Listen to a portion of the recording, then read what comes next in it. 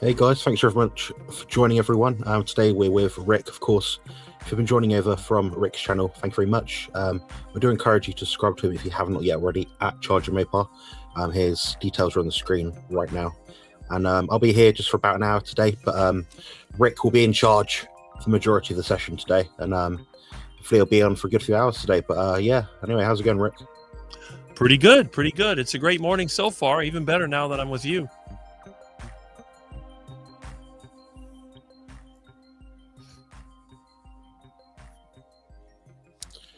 Couldn't get much better, could it? I've already been to the gym today, had a little workout, and I'm just glad to have a bit of time with you before I head off on holiday tomorrow morning at about 7:30. I'm going to get to Lanzarote for 2 weeks. And I'll update everyone on the channel, obviously, with what I'm up to, take some photos and share what I'm up to and stuff. But I'll still be in the live streams chatting and getting involved. But yeah, what do you want to talk about today, or just respond with the chat? Whatever you like. I mean, it's been a pretty routine week for myself, just working on my truck and doing the usual Rick things. Oh yeah. How's business been this week? Busy or? It's been slow. I mean, the only thing I had to do, I had to help somebody get their car started, and I had to do one quick electrical job, but that was it. So, and I did help a friend of mine do some paperwork, and then Monday was a day off. But I've been assembling my engine, and hopefully by next week I can put it in my truck, which would be awesome. That'd be cool. Yeah, I wouldn't have a first Scooby-Doo of what to do with engines and trucks.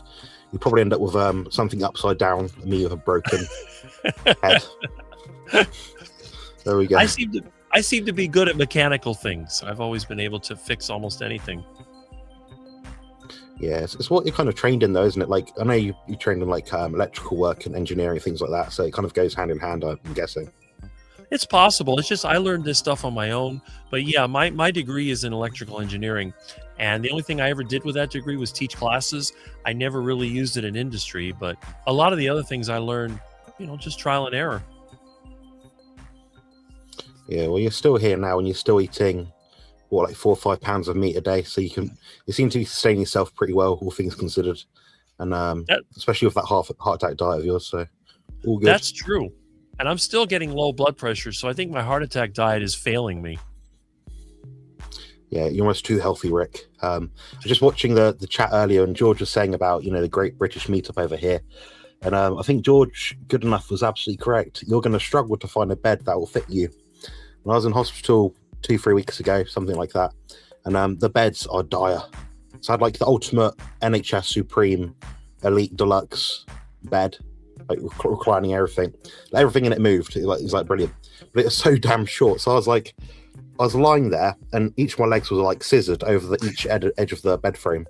So imagine with you, you'd need some sort of like prop to sort of like hang them or suspend them midair, so you're not taking up like the aisles on either side. But yeah, that's insane. Yeah, it's hard for me when you're this tall. Things can be a challenge. Yeah, I mean, what benefits have you had from being tall? Obviously, like, people notice you're easy to spot in a crowd. Outside of that, how would you find it helpful?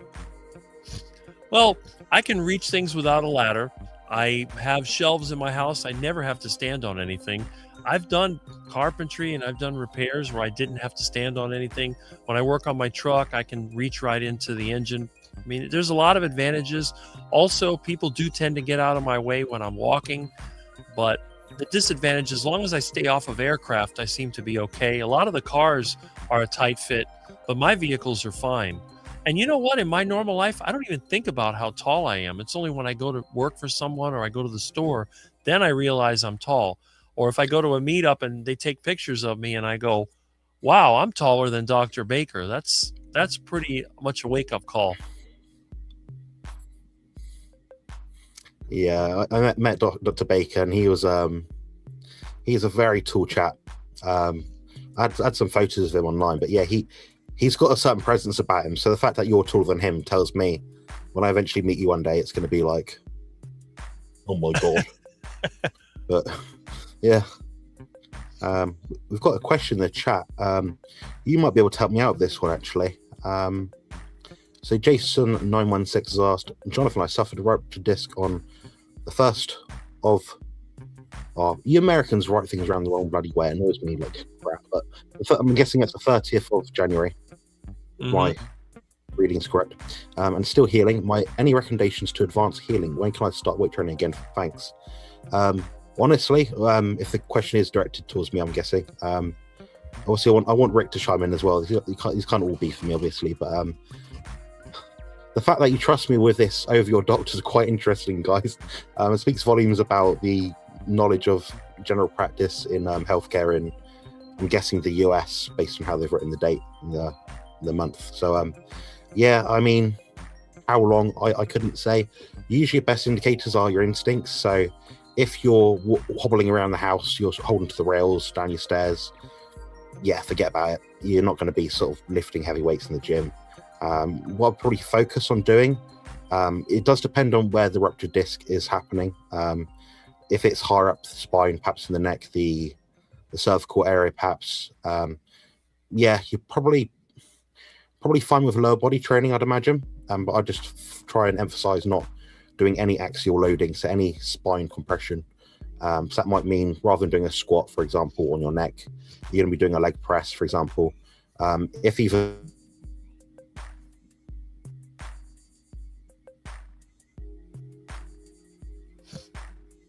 I lost the audio.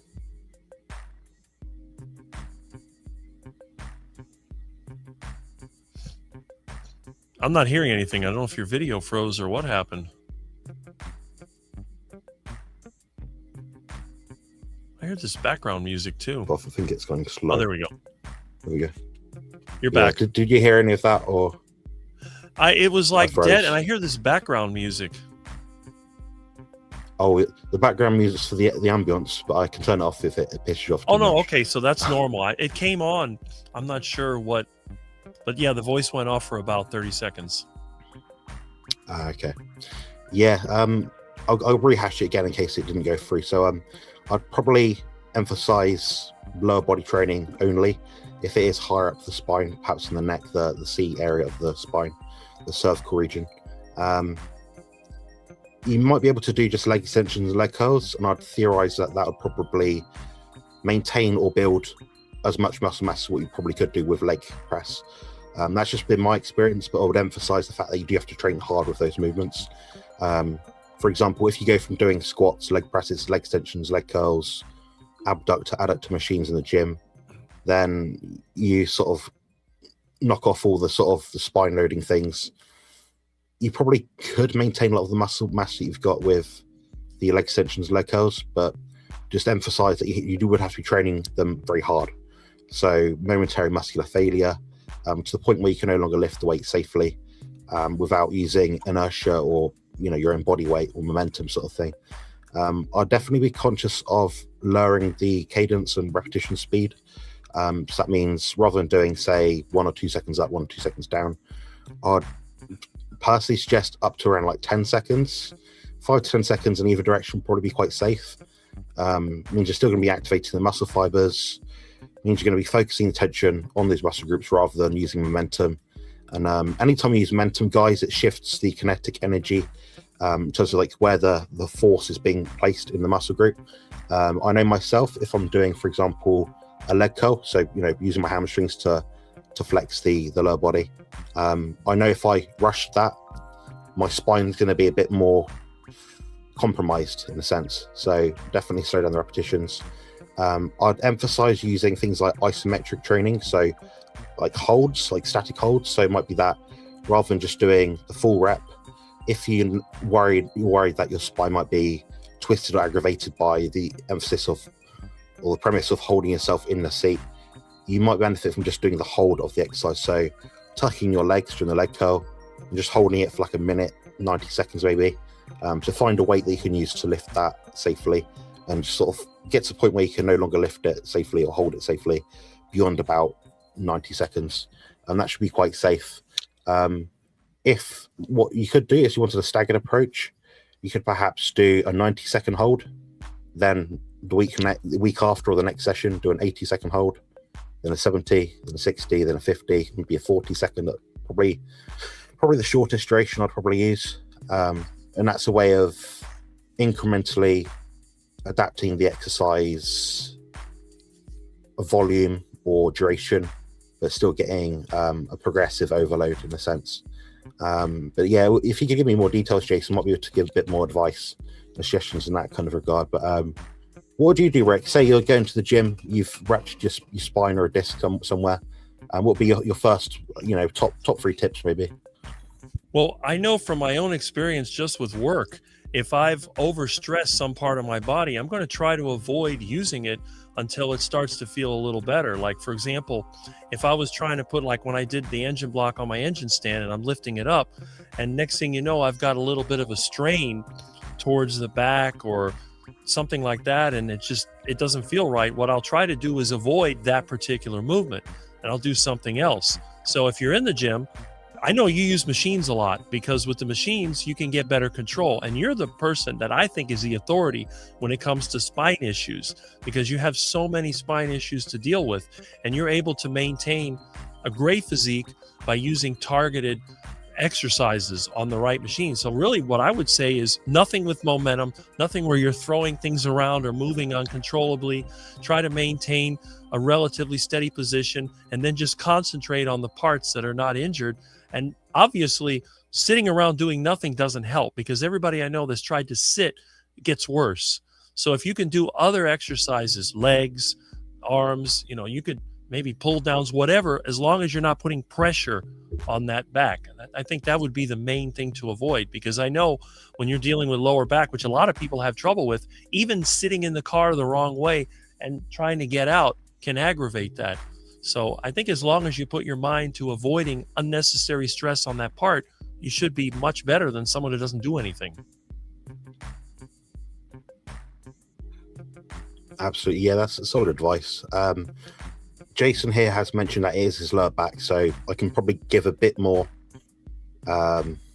detail now. I'd emphasize not using any kind of trunk rotation. So if you do day-to-day stuff, if you're turning or twisting, don't, for example, say I've got a bottle here, say it's behind me here, you're not going to be twisting that way. You want your whole body, so knees, hips, torso, twisting, simultaneously to grab the bottle. And that means you're not going to have that sort of additional wear and tear. Blood flow to the discs in the lower back is very minimal. You're not really going to get additional blood flow, so I'd suggest keeping it warm as well. So using some kind of tight compress, heated blankets if you're in bed, maybe some sort of warmth. I've got about 7 different braces that I actually use each given week for different things. So for example, one is like a jumper material, so it's just warm, but I use that more for proprioception, so I can actually feel my midsection, my lower back when I'm doing things day to day. But it doesn't provide additional support, so I can still move and be mobile, flexible, reach things, twist, and do what I have to do. But it gives me a bit more conscious proprioception and understanding of what my body's doing in relation to what's around me, basically. So that's something you might be able to use.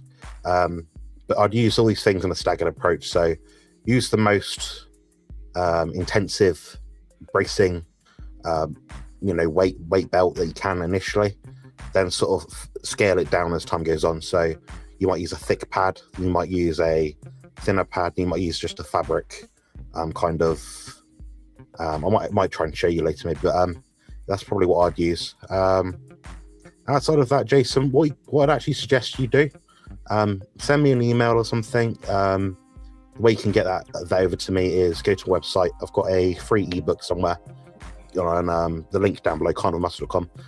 If you send me, this is like a one-off pro bono offer, basically, so take advantage of it while I'm offering it. If you send me a list of all the exercises that you can access at your gym, equipment you have, what you're trying to achieve, maybe some photos, I'll put together like a bit of a mini sort of training plan for you, and provide like a scalability. So week 1, do this, week 2, do this, week 3, almost like a form of physiotherapy. So I might be able to advise you best that way. So that's what I'd probably suggest, based on my personal experience and anecdote. Beyond that, try not to get it worse. For the sake of, having a 50% reduction in intensity of your workouts over the next perhaps month to 2 months, I'd say it's certainly worth scaling things back and being more minimalist, and just trying to somewhat maintain what you've built so far. But that's probably my best advice outside of like, really getting into weeds really. But what I would like to say as well is also thank you to everyone in the chat that's joining, saying hello. Everyone knows here I'm not the best host, but I am, going to greet you all and just say hello here. Rick's a lot more friendly than I am, so Rick's probably going to go through the chat at some point and go through and say hello to everyone, but that's what I'd suggest. And by all means, Jason, send me an email. And so, if you can if you know any diagnostics that you have, so, I have a rupture in this part of my spine, the exercise equipment that you do have currently right now, how often you go to the gym, just give me a full write-up, as much info as you can. I'll put together something, at least then you've got an idea of how to progress on from things. But that's probably my best advice. And we've also got Black Box Warning. This is, I believe, her name is Liz. Yes. She puts out very interesting content.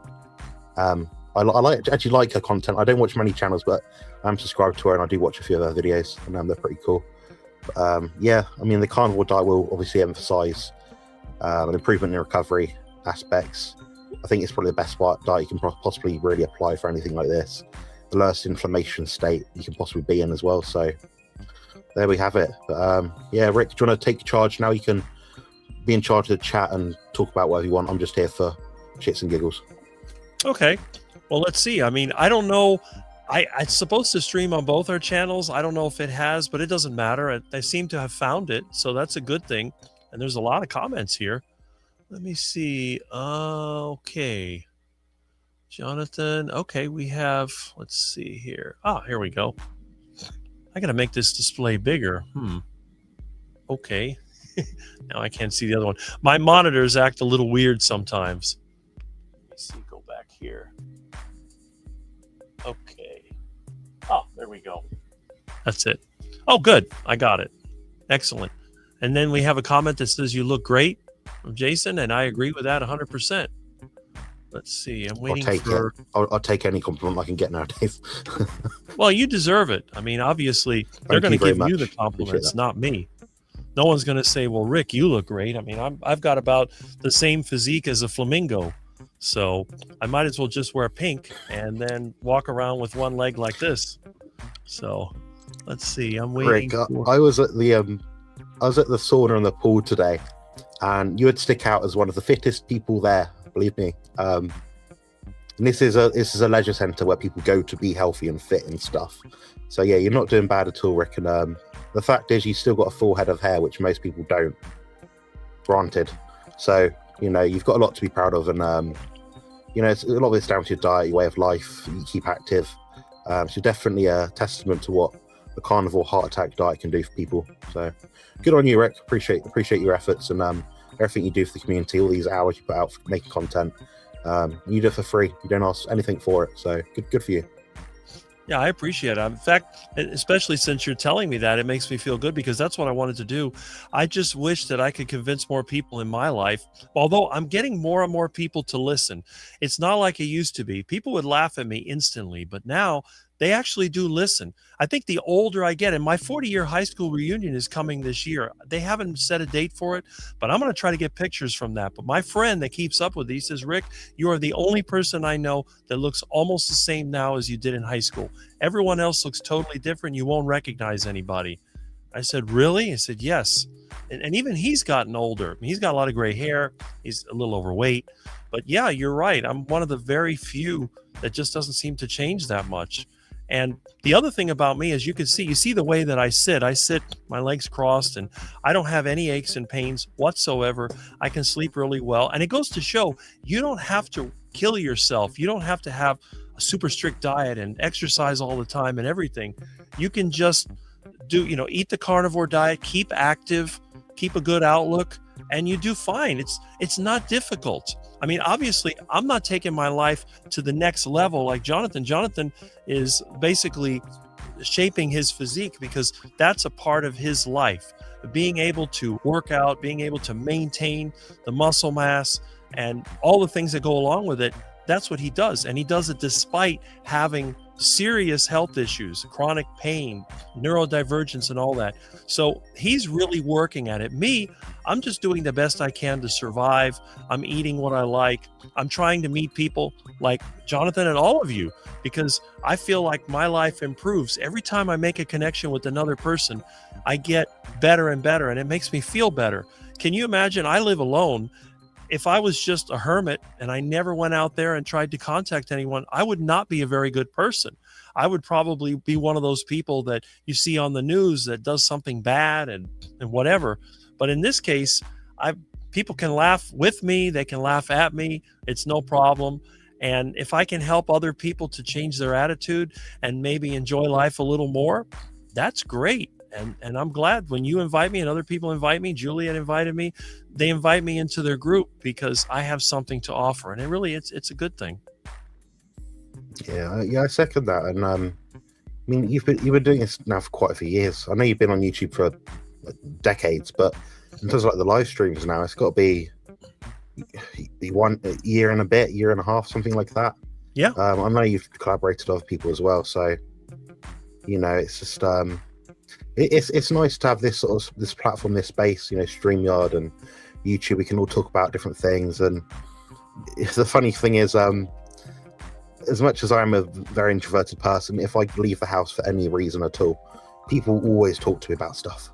So that's it holds testament to the fact that I'm still able to communicate and socialize and not be a hermit entirely. So it's a valuable experience to have, and just wants to flag up this on the screen as well here. If anyone wants to join the elite,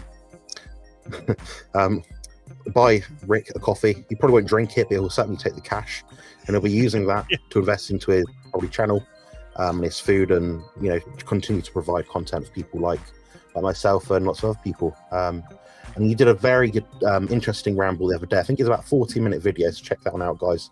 If you're on my channel, you haven't yet seen it on Rick's already. I believe it's about 40 minutes, and you're talking about income and how to make new income and stuff like that. But yeah, that was a very, very interesting sort of talk. A lot of them are actually, some of the topics you come up with, you just stick your phone in your pocket, record, go for a cycle ride somewhere to the shops, whatever, and you come out with some very interesting things.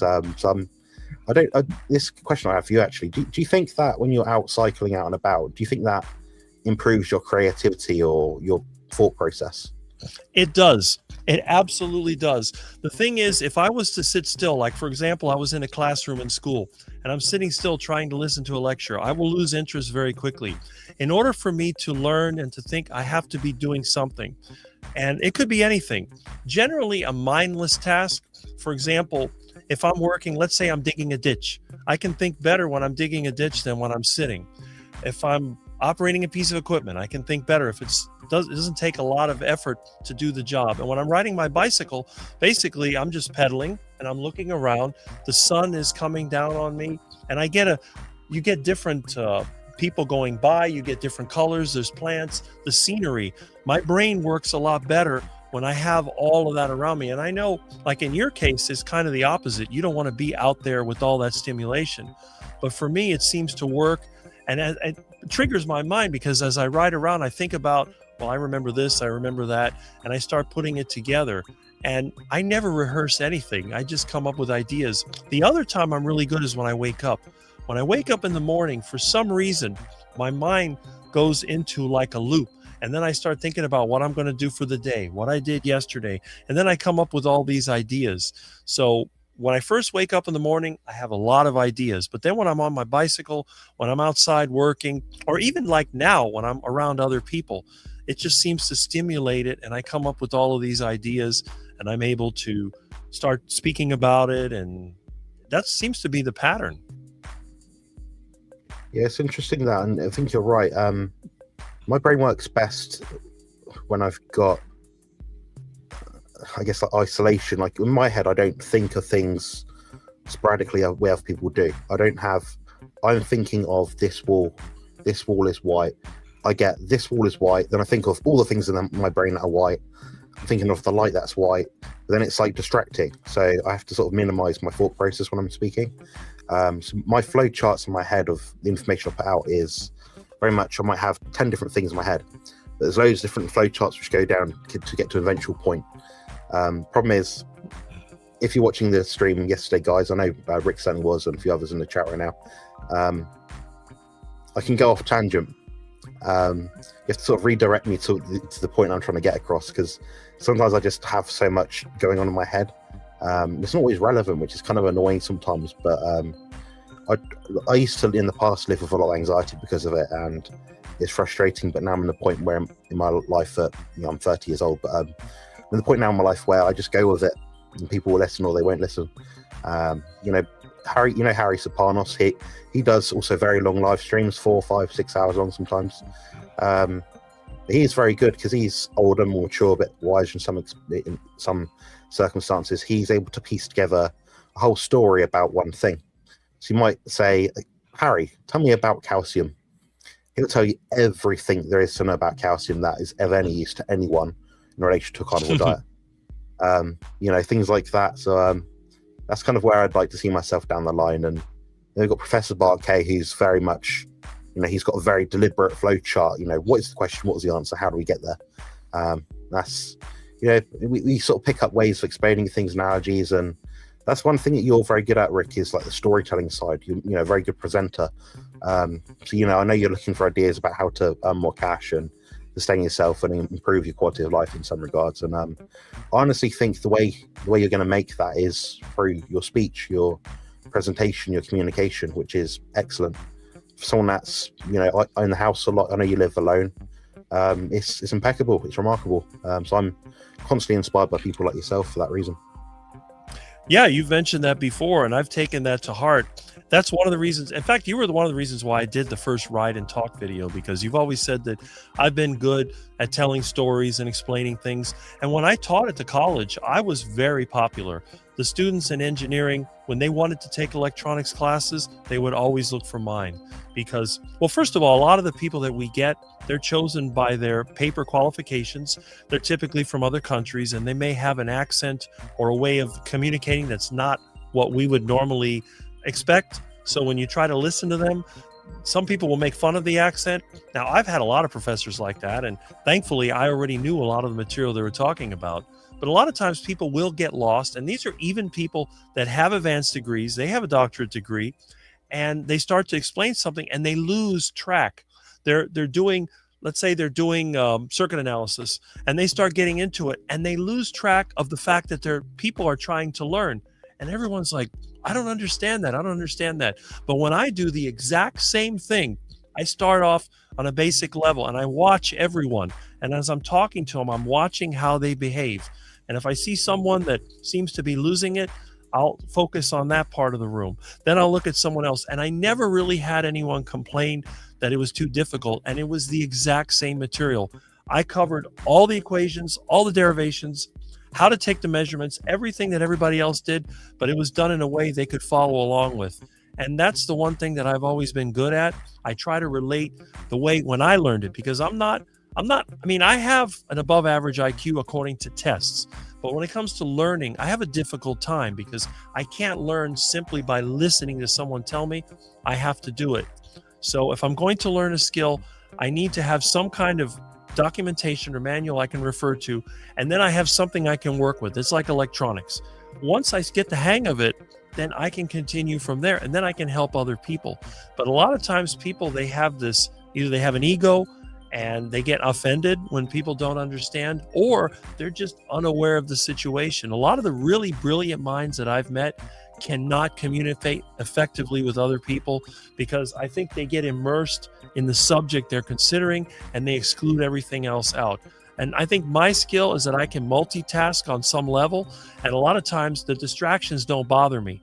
I may have somebody talking to me here, talking to me there, and I'm able to sort of put together and avoid getting angry, because some people, when they get hit from too many directions, they explode. And then that's when things break down. But you're right. That seems to be one of my strong points, is the communication. Yeah, so it's like you just described me then. Not the strong points bit, but about the exploding, about lots of information. I'm very good in one-to-one settings of people. I can sit in a consult with someone and usually pretty easily work out what the problem is, how they sort of solve it. But you know, we sort of all have these things to work on as individuals. We're not everyone's cup of tea. I've worked that out. Obviously, it goes without saying, but you know, it's the same with all of us. There'll be one person out there, Rick, who doesn't like you for some reason, and you'll think, how the fuck do they not like you? And I'll be like, I don't know, but that'll be their answer.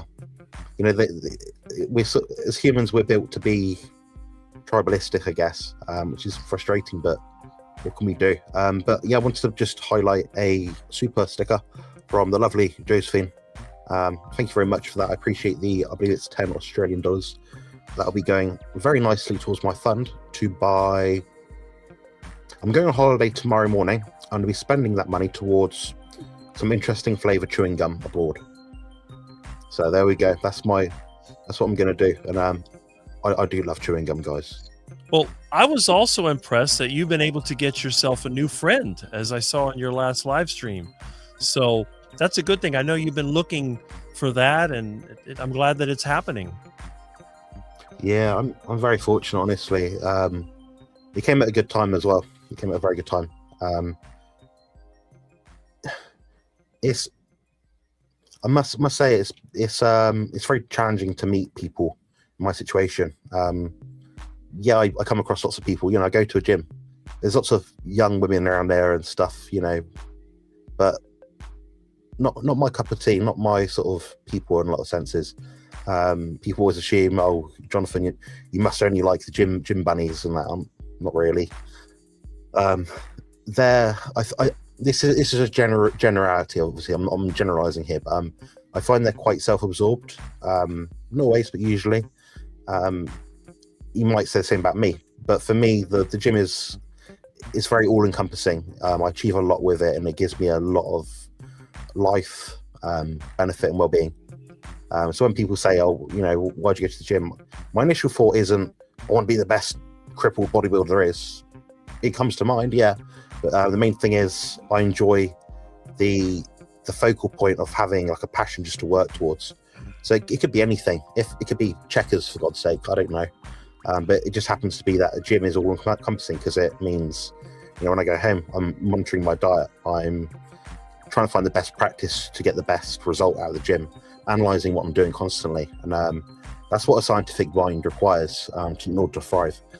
So I'm sure the same with your kind of stuff, Rick, when you're, you know, messing around with engines and trying to piece things together and fix things and take things apart and stuff. You know, you're trying to find the best way to get things done, and I think that's a very human, instinctive thing to do. You know, I think a lot of people out there, they go to a 9 to 5 and they don't really have that fulfillment. I feel sad for these people sometimes, not in a remorseful way or a maleficent, not in a way of sort of malice sort of thing. But I sometimes wonder, like, there must be more to these people than just doing this, going home, watching a film, going to bed, and doing the same thing again. They must want more out of life. So as much as things are quite challenging for me at times, I do also enjoy life in a lot of regards. So I'm very fortunate, but I have to work towards those things that I enjoy, which is quite fun sometimes. And I do relish the challenge, and I anticipate the challenge massively. And I think as men just nowadays, the way society is, we should be as tenacious as possible. You know, with sort of a growing population of like 8 billion people, we all want to be a bit different and unique. How we get there can be a number of different things, I think. But I know Rick and I know myself, we're very unique in the kind of community. We don't, nothing we put out is out there to appease people. We are who we are. We give out what we give out. And I think, you know, we'll just gravitate towards people that are like-minded, or we won't. And I'm just grateful that a lot of people that approach people like yourself are very nice people. You know, we look through the chat now. You know, like, for example, Jemet just said, you know, Rick multitasks. You know, sort of, you know, people mention nice things about you. It's like you're not actually trying to do nice things to appease people, to make people like you. You are who you are, and that speaks volumes about who you are as a person. So I'm glad, and I'm actually hopeful that you can continue to build your YouTube channel, just so you can reach more people like you, because I'm sure there's a lot more out there. And yeah, malicious Machiavelli is the thing. That's exactly it. Cheers, Lizzie. Yeah, that's my tangent. Yeah, and that's the thing. My goal on YouTube was to meet people. It was definitely not to make money, because that's not really possible. I mean, it is possible, but it's not likely. I just want to meet people, because as long as I'm here, and this is what I try to explain to people I know, whether you're rich or whether you're poor, we all have one item, one commodity that is shared that you can't change, and that's time. We're only here for a certain amount of time. Yeah. So the question is, are you going to waste that time being a spectator, following other people that you'll never meet? I will never follow people that I don't know personally. So when it comes to sports figures, movie stars, whatever, I could care less about them. I will never meet them in person. I don't even care they exist. Even in the carnivore community, there are certain channels that are very popular and people flock to them. I don't go to them because I will never meet these people in person. Wherever you see me with the carnivore channel, those are the people that I meet. And you can see, like lately, you have the Dr. Kiltz group. Notice I've been moving towards them. Why am I going towards them? Because they brought me in. Dr. Kiltz invited me to his house. You have George in there. You have Juliet in there. You have all these people that are in the group. And see, there he is. And they bring me in. Now they bring me into their life. You have John Laspina. Those are people that I've met that are within my area. And there's you, Jonathan. I've known you for at least 3 years. So I tend to go with the people that I know, the people that know me and appreciate me. That's what I like. It's like you said, the whole tribal thing. We have the tribe, we work together. The people that are showing off that they want to project that they're so good or whatever, that's great. They can do that. But if I'm not going to be able to meet them in person, why would I waste my time on their channel? They're not going to interact with me. What is the point? We only have a certain amount of time. We need to concentrate on the people that we can connect with. We can't change everybody. And in fact, we can't change anybody. The only thing that we can do, we can find people that have enough in common so that we can share ideas and we can make progress. Because other than that, there's really no hope. The system doesn't care about us. The system supports itself. It's up to us to try to find what works for each one of us. And if we can help each other out, that's great too. Yeah, that's bang on. Oftentimes we actually meet people and speak to people off air, you won't always realize how much more depth they actually have to them. Everyone likes Dr. Chafee. Oh, he's a great guy. But we actually speak to him in person, speak to him off air, like when you're not recording. He's even more of a great person then. It's you never know that unless you sort of create an account, interview him, chat with him, sort of thing. There's loads of people out there in the carnival space like that, like Bart K. Again, another person. He's not everyone's cup of tea, but I sort of challenge these people and say, well, have you met him? Have you spoken to him? Do you actually know who he is? Like, probably not a lot of the time, but there's more layers to all of us out there, and just hope that most of us are as authentic and forthcoming as we possibly can be. Just wanted to put out there right now while I'm here is if anyone wants to join in this chat and come up on the screen, I probably won't swear at you, probably not. Rick won't swear at you, but you're welcome to join and have a little round with us and a little chat session.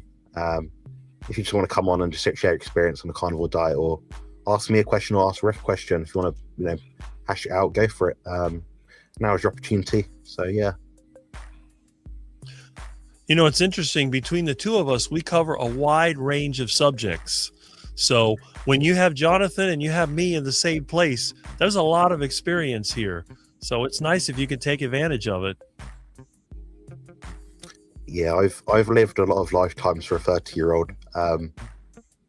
People that speak to me, they don't necessarily might know me, or they think I'm like 40. I'm like, well, thanks, but oftentimes they're actually because they're. Don't feel bad. I've had people think that I was 40. Well, it's a bit different when you're on the other side of it, right? When you're on this side of it, it's a bit. But yeah, it's a, like, age is just a number, but time is of the essence, sort of thing, isn't it?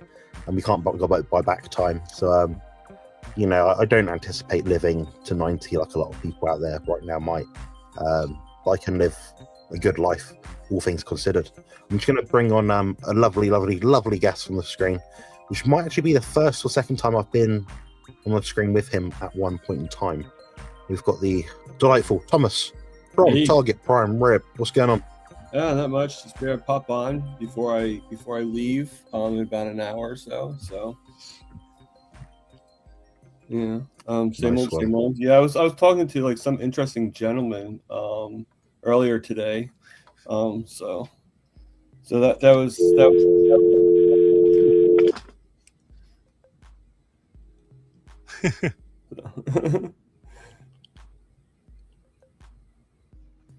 So I see a few people saying hello. All the J's: Jebbit, Josephine, Jonathan.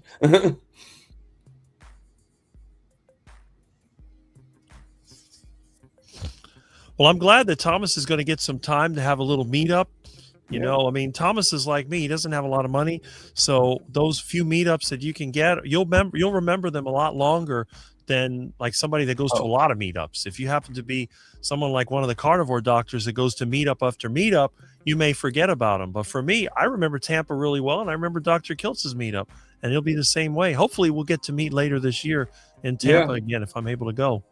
Well, I mean, I'm definitely going to the Hack Your Health in November. I already bought the tickets, so I'm going to definitely go to that. And, I'm looking forward to it. I know there's a lot of people that go to them, so I'm hoping that you'll be at that one. Mhm. And I know Mitch, Old Guy Carnivore, I know he goes to the one that's with Kilts. So I will try to, I don't know if it'll be this year or next year for 2027, but definitely. It would have been too much for Mitch at the last one because of his stroke, but maybe definitely, yeah. Oh, for Hack maybe- Your Health, you mean? Yeah. Yeah, Hack Your Health, but maybe the next one, and Mitch was Maybe. smart. He left early from Kiltz's. He only stayed the one day, and I think that really helped him so he didn't get sick or anything, but who knows? Mitch may make the Hack Your Health. Well, it's funny. I thought it would be kind of comical, but if he was doing one of those like those scooters that they have, there was a scooter I saw one time inside one of the Walmarts, and it looked like the replica of a Harley. The guy's like driving around. I'm like, that would have been kick ass for Mitch to go around. Like, vroom, vroom, vroom, I think Mitch would be self-conscious. Mitch would be self-conscious on a mobility scooter. I think Mitch prides himself on being independent. So if he had, I agree, but with that particular look, like just looking like he's riding a motorcycle. There you go. Like think about with him with like a cigar in his mouth. Well, I could see. Mitch seems to be the type that likes motorcycles, so I could see that. Yeah. But I'm just glad that I kind of got brought into the community because for a long time I was on the outside, but really it was my friend Russ and also Dr. Kiltz that pulled me in so that way I can meet people in person. And I don't know if I scared people off or if I brought people in, but it seems like I'm getting more subscribers. So I must not have scared everybody off. You haven't scared me off. So, there you go. And I scare easily. So, But yeah, because you think about the guy that drives a white van and lives alone. That doesn't sound too good. Yeah. Well, that's why I said to you before, it's like ducks, watch out, Well, at least my van has windows all the way around. So, Yeah, I could just imagine it'd be like one of those cartoons, where the big net comes like out of the top of the van and just like scoops like all the ducks and chicken, the parking lot chickens, Rick, you'd have a field day where I live. So I live about a mile and a half away from the town centre. It's called Christchurch Quay. There's ducks everywhere. Like you don't know what to do with yourself. You'd be like running around in circles. I don't know. Yeah, it's we've got a place called Stampit Marsh as well, and that's where a lot of them like I don't know, like hibernate or nest or something. I don't know. But yeah, you'd have a lot of fun there. We've got quite a few lakes around here as well, so there's a load of ducks here. So if I ever do come across like millions of pounds, I can fly you over here in a very, very, very, very, very big plane. Then yeah, you'll have a lot of fun, I think. But yeah, it's interesting. No iguanas here. No lizards. None. No, too cold for lizards. Yeah. Yeah, literally. I'm looking forward to when I move to a rural area, hopefully here in Florida, and I'll have my own little collection because I had a lot of ducks here at one time until the raccoons started getting them. But I do cook and eat them, sure. But it's like somebody was joking. They said, next thing you know, they're in the side yard, they hear elevator music, and all of a sudden it's lights out because the duck stuck his head through the guillotine and boom, that was it. But yeah, that's pretty much a duck's life around here. They have a good life for a long time, and then all of a sudden it's like, where'd he go? Something smells good, though.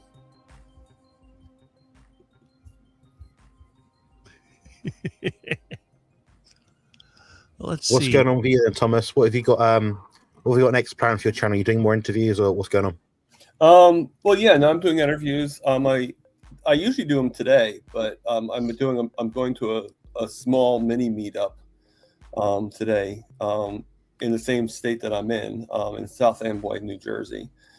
And so, I'll meet a few people. I'll see Lewis there. So, it's pretty exciting.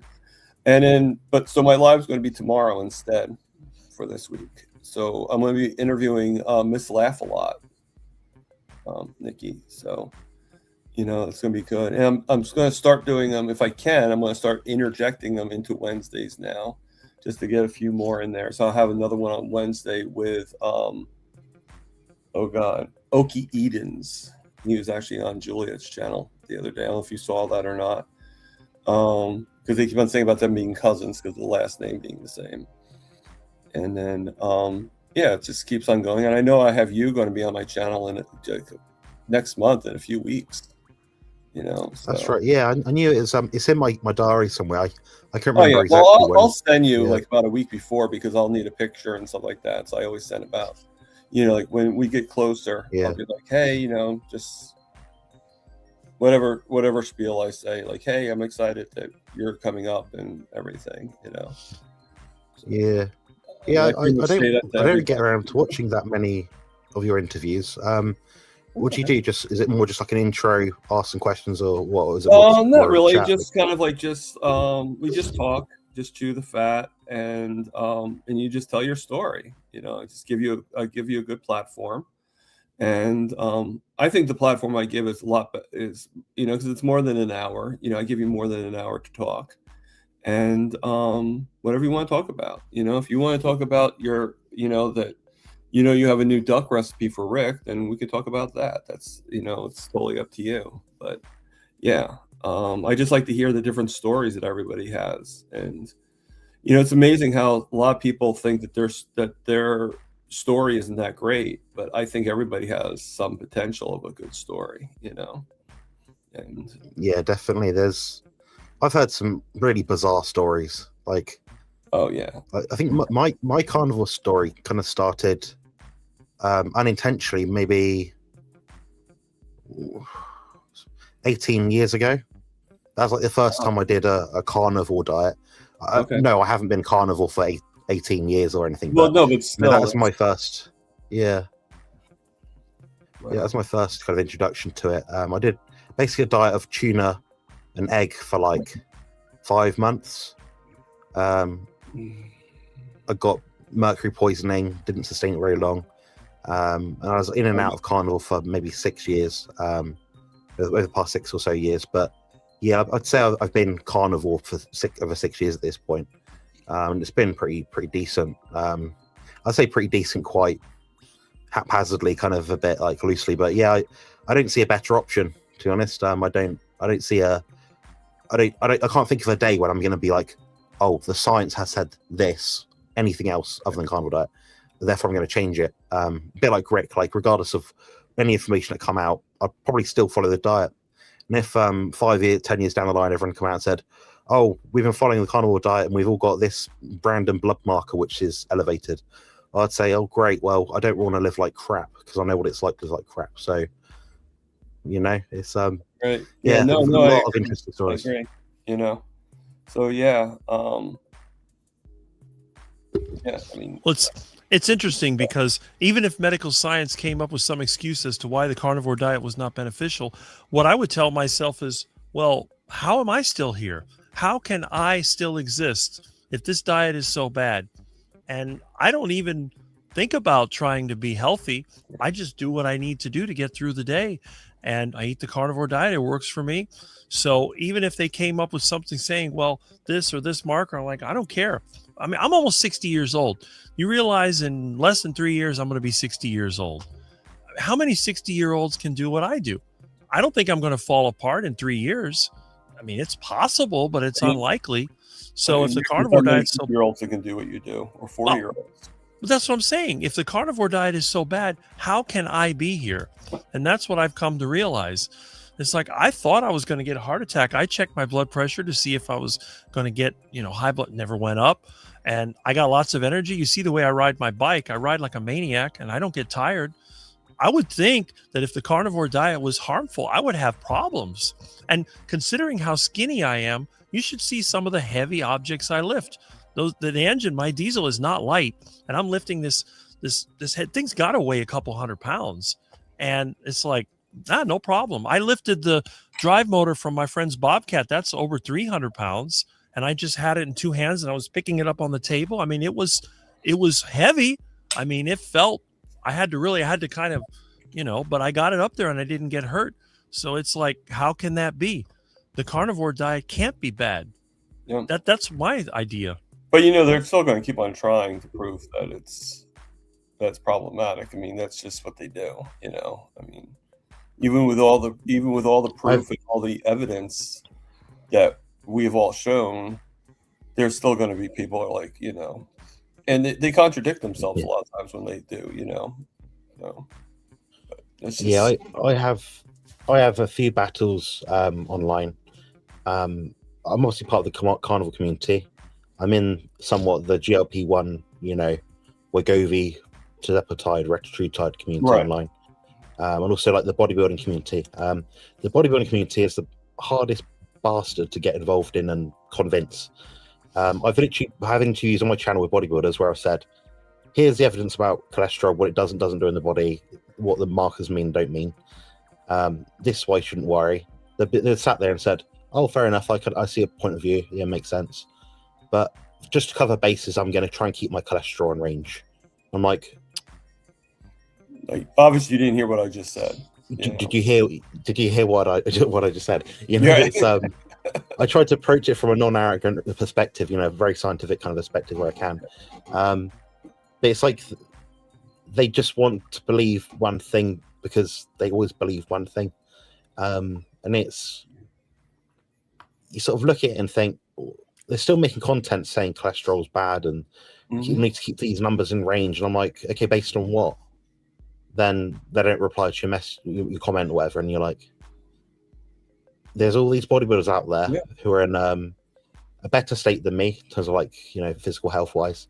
And they're just diminishing themselves over time, slowly and gradually, slow poison with their high carb, high sugar, low fat diets. But then they contradict themselves by then doing cheat meal twice a week, 10 Pop-Tarts, 2 pizzas, and a fuck ton of, I don't know, popcorn or whatever, or flapjacks. I'm like, you're telling me my diet is bad, then you're binge eating twice a week. Exactly. My diet's sustainable and my blood markers are X, Y, Z, decent. How am I wrong here? Like, do you know where you're coming from? Like, it's a contradiction.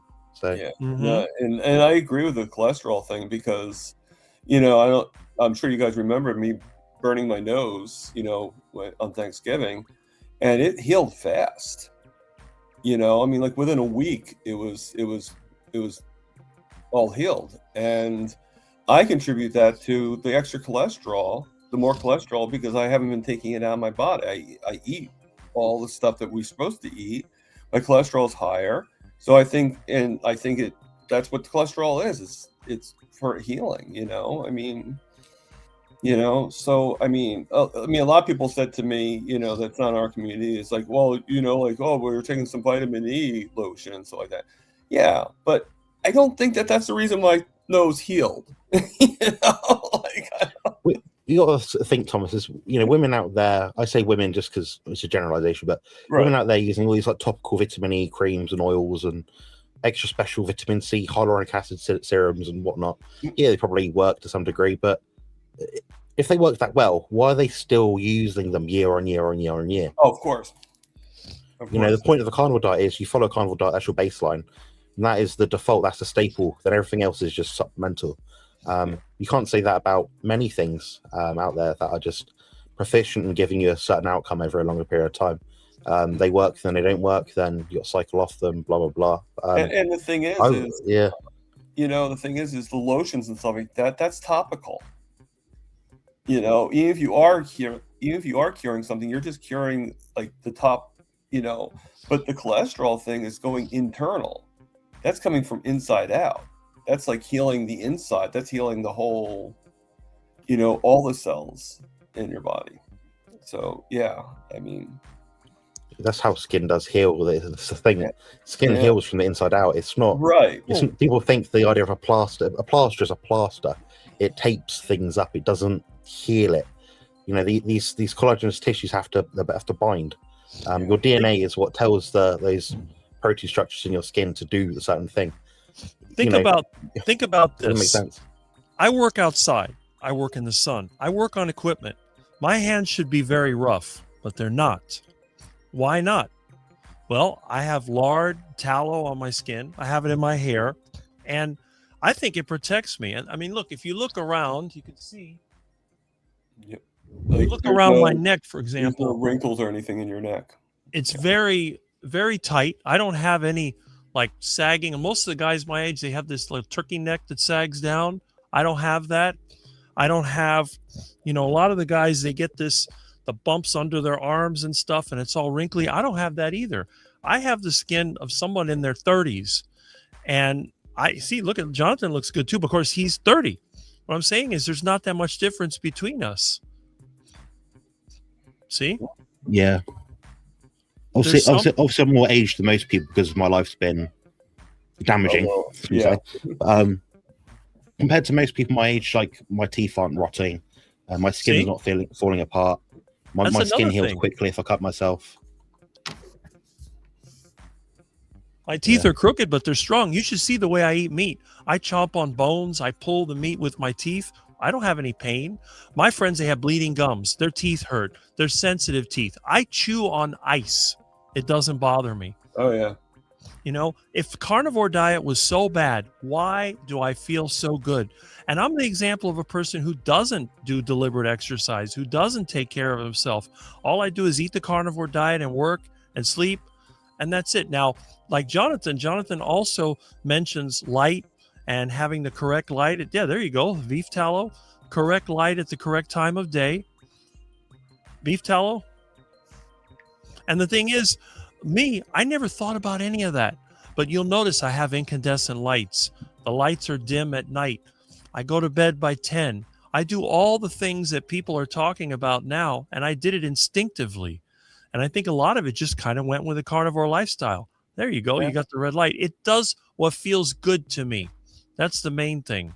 Right. When you're eating a good diet, you get in tune with your natural side. I think a lot of it comes automatically. I don't have any skin products. My medicine cabinet is a museum. There's cobwebs in there, and there's medicines that are 40 years old that have never been touched. I don't have anything. I don't even really have bandages. I mean, a lot of times if I get cut, I'll just pull it together, and I hardly ever get injured. And that's another thing. A lot of people I know are accident prone that work as mechanics and do construction. I almost never have an accident. It's just this whole carnivore diet. A lot of my friends, when they hold their hands out, they move, they shake. And look at mine. Steady. I'm sorry to interrupt, but I have to get going because all right, he's going to be coming soon. So just coming on to us. Appreciate it. Yeah. No problem. Good to see you. It's good seeing you. It's always good to see you both. So wish me luck at the meetup. Enjoy. Have great fun, yeah. All right. Thanks. Nice one. All right. Looks like we have somebody else. Brilliant. Nothing works my skin better than tallow. See? Some with like childhood eczema and all this sort of stuff. Like nothing has worked. The most organic, super special, I don't know, miracle cream hasn't done anything but, beef fat just from a bloody tub. That's right. It's a show, doesn't it? Yeah. Looks like we have someone else that wants to get in the chat. Oh, who is it? I haven't looked yet. Oh, I don't recognize the name. There we go. Lou. How you doing? You all right? Hey, how you doing, boys? No, I'm just Yeah, I'm good. Cheers. listening to what you're saying. I went carnivore like not quite 2 years ago Nice. myself, and I went from being completely sick and just basically waiting for the end of my life to literally feeling like I'm at the beginning of my life, Nice. and completely changed everything. I was, you know. Yeah, it's like we live in backwards world. Like, I mean, we got to face it. Upside down, backwards world. What's right is wrong. What's wrong is right. What's black is white. What's left is right. It's all backwards. And the majority of people out there, when you say to them, "Oh, you eat healthy," what do they think of? "Oh, I eat all the kales and I eat all the spinach and I eat all the fruits and all the vegetables." That's what's been planted in their brain, Mm-hmm. and they believe it. They feel like shit. They're on 5 medications. They're fat. They're you know their dick doesn't get hard. Excuse the language. It's like you know. And I was there. I was at that place, and it's incredible what it's done to my life. Incredible. Like, I couldn't even begin to imagine.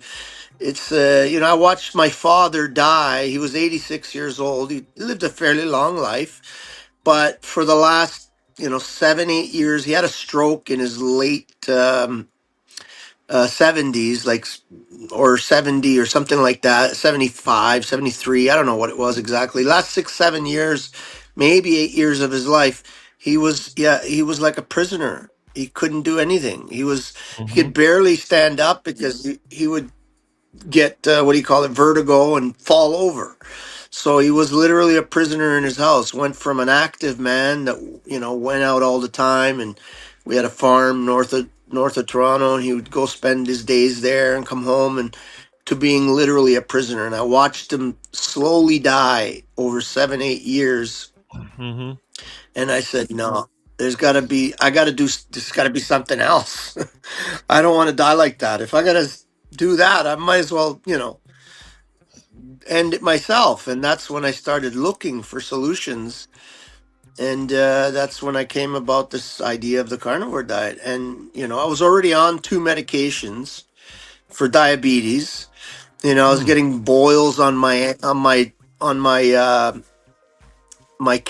feet, on my legs. I was getting all these just horrible side effects from my food. I was, again, the Willie was not happy, probably for years. And it's like everything gone, all the medications gone.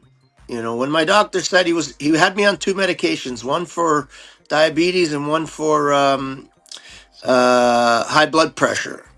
And then he said, "Oh, now you need to go on one for what do you call it? Cholesterol." And my dad was like, he literally survived on pills. He had a bag of pills that he ate every day. One for this, pill for that. The one pill to fix the side effects of that pill. One pill for the. It was like a food of pills. And that's when I said, no, no, no. I'm heading the same way. I'm going right where my dad was. I said no, and I changed it. And it's like, even people look at me and they think I'm like, I mean, they don't think I'm how old I am now. And I was looking so old before. If you see, I could show pictures. I mean, I can't show it here, I guess, but I looked like an old fat man. And now, Rick, people think I'm half my age. Rick, Sorry? So Rick had a good story recently. It's within the last few days, I think, and maybe in a chat. He was saying about how he got I think it is his dad, onto a carnivore diet, and he's saying, "Well, Dad, try out these animal foods. You'll feel really good, but when you drop dead with a heart attack, you'll go straight away, just like that." I thought it was the most profound thing I've ever heard, but I was like, well, actually, that's quite true. So, worst case scenario, you have a heart attack and die instantly. Best case scenario, you actually live your final years feeling pretty good. Rick, can you just describe that story? Because the way you came across is so much better when you said it. That's pretty much the whole idea of my diet. That's why I call it the heart attack diet. I started that as a teenager. I hated my life. I was very short and skinny and just hated my life. And I figured it'd be better to get a heart attack than to have to go to high school and get picked on all the time. So that's why I started the diet. And I tried my very best to get a heart attack. The only thing I got was low blood pressure. My dad was on the healthy diet. He ate the fruits and vegetables, the juices, and all the good stuff. His blood pressure was always high. His blood sugar would get high. And when he turned 80, he just had no quality of life, and he died at 82, anemic and sick. And the only time that he felt good was when I got him to eat steak. He ate steak, and after that it was like, let's go. And then the next day, oh no, I can't eat red meat because it's bad for me. I'm like, why? You eat the steak, you feel better. The next day you feel better. Why don't you just keep eating the steak? Well, I don't want to get a heart attack. Dad, you already have heart issues. What difference does it make? But I guess my dad figured that if he kept doing it, it would accelerate it. And then on the other hand, he said, I want to die. I'm like, well, if you want to die, this is a great way to do it. Because it's like you said, you could either get better or you could just die. One of the two. Yeah, definitely be better to go with a quick bang than a slow sizzle, like just Mm-hmm. slowly suffering. Yeah, instead of a It slow was burn, you really have a big sad. bang. Yeah, I mean, it was really sad to watch my dad that was such a strong man, like I just hardworking, just to watch him turn into a blob of sickness, just a Mm-hmm. nothingness, Right. completely dependent on the people around him. It was Mm-hmm. just so sad to watch. Right. And My, yeah, yeah, my partner Joe, she's on the screen. Her name was the channel was just a few minutes ago. So genetically, she doesn't have the best start point in life. If you look historically, her her family are from, I believe it's Saint Lucia. A lot of them lived over there, sort of thing, and they have all these like weird genetic sort of defects, and many of them don't actually live to past something like 60 years old. But Joe in her life, she's still following the carnivore diet in spite of that, because she believes and understands how it's going to actually prolong her lifespan and not just a lifespan but a health span as well. So that obviously speaks volumes. Someone in the sort of situation where they do have a genetic bottleneck, but they're actually using something which is perhaps contentious or contraindicated by typical medical standards in the Western world. They're actually using it to their advantage. And the diet she's following before, granted it's probably processed food and stuff like that, but now she's following a carnivore diet and she's lost over 100 pounds. Her health markers are improving and she's actually making small wins. And she's still not reached her goal yet, but she's at a point where she's at a better point now than what she was before. So it's I always find it interesting people's stories and backgrounds. We all start at different kind of states, and yeah, I'm 30 years old. My situation isn't ideal, but it could be a lot better. But I'm a sort of draw inspiration by people like you, Blue, and also Rick, and lots of other people online that have gone from like you kind of phrase like fat slob sort of thing, Lou, to being a position now where things are working, things are getting better in your life, and you're sort of there in a vest sort of thing. You've got a bit of muscle to you. You're good shape sort of thing, which is pretty cool. How many men your age can say that? Not many. So no, I see like all my friends. I'm a lot older than people think I look, but my friends are all basically on the same road that I was. I mean, some of them may not be fat. There's a couple of my friends that are thin, but they're still sick. Like they don't feel well. Like, and they're on medications and they're on, so it's just it's sad to watch, really. Other than one of my friends that I finally managed to convince him that this is a better way of eating. He was a sort of a bodybuilder guy. He's always done like natural bodybuilding and competing and stuff. So a guy like that could burn off a lot of the carbohydrates and sugars and do better because you're burning it, right? But now he's started doing, not 100%, but say 90% carnivore. And I was talking, and he lives in out west. I'm in the east of Canada, and I was talking with him the other day, and he says, I can't believe it. He says my gains, like, because he competes. He's over 50, 52, 53. and he just won his first natural bodybuilding show, and he's been trying to win one for years, and he won it going on carnivore. And he says, I can't believe it. The gains I make with just eating meat is like completely different. He said he can't believe it. He says it's like, and he doesn't have to do all this because they do this thing where they bulk up. They eat a lot of So carbohydrates, and then and then they work out till they shred down, and it's like he says that was like torture. He doesn't do any of that anymore. He just works out his normal workout and eats meat. And he says he's beating his competitors where he could never win before. He was always second, third, and now he just won his first competition after so many years just by eating meat. So it's people don't listen to Good their for him. bodies either anymore. That's Yeah, the I've had the problem. same They don't even experience. listen.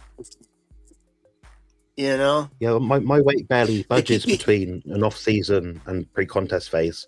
And that keeps my health in better check. A lot of bodybuilders out there, their blood pressure goes to maybe like 170 over 120 or something in the off season because they're 50, 60 pounds over their stage weight. This current off season, Right. so over the past 6, 9 months, I've gained like 10 kilos, and it's like 10 good kilos, not crap. So it just speaks volumes, and you recover better when you sleep better. You think if you're walking around day to day, and you're not carrying an extra, say, 20 kilos or 40, 50 pounds of extra weight that you don't need, that's additional time that you're not putting pressure through your heart that you don't need to. So people just see it as like this myopic view of like numbers, like plus this, minus this. It's like, well, no, you only have to gain what you have to gain, and anything extra is just a bloody waste, in my opinion. So it's cool that your friends got that natural bodybuilding thing going on, and he's doing a good job of it. Yeah, it's but the rest of them, they're all in the same mess I was. I'm 62 years old, and I feel today like I'm 32. And when I was 32, I felt 62. So You're it's a 62 years old. completely. That's bananas. that's crazy. I'm 62. That is was bananas. I would have thought you were I like, mean, minus maybe. the minus the hair, but I can match you on that one. but I was not looking or feeling this way prior to doing the carnivore diet, and it's ironic because I have a farm and we've always killed and raised our own animals, right? Mm-hmm.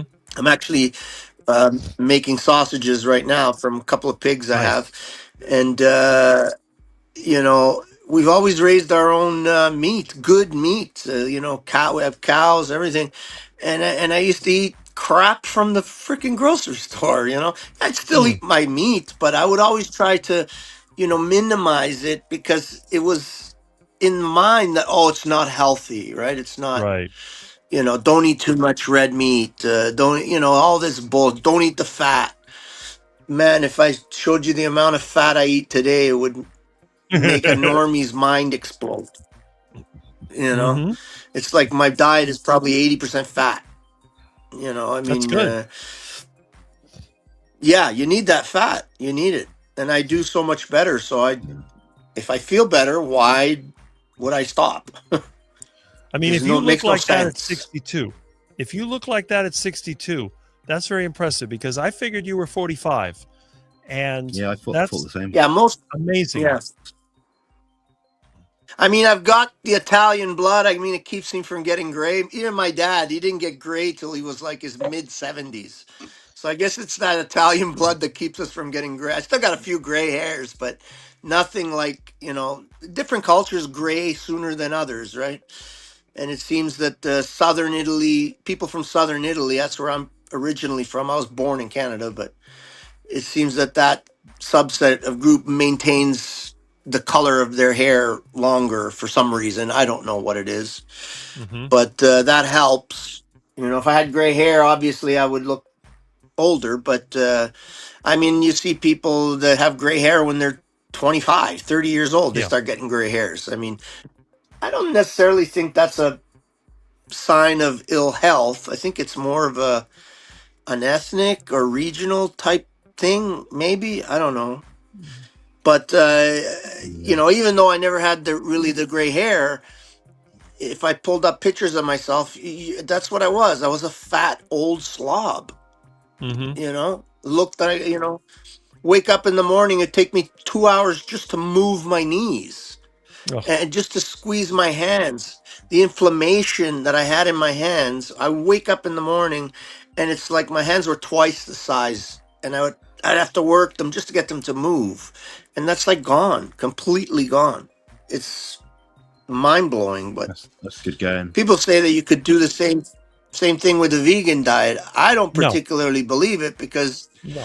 you see them, they can do it. Maybe if you stop eating crap like McDonald's and you eat just vegetables and fruits, you'll do better probably, but it's not sustainable long term. Eventually you'll crash out, and then you'll see the real problems.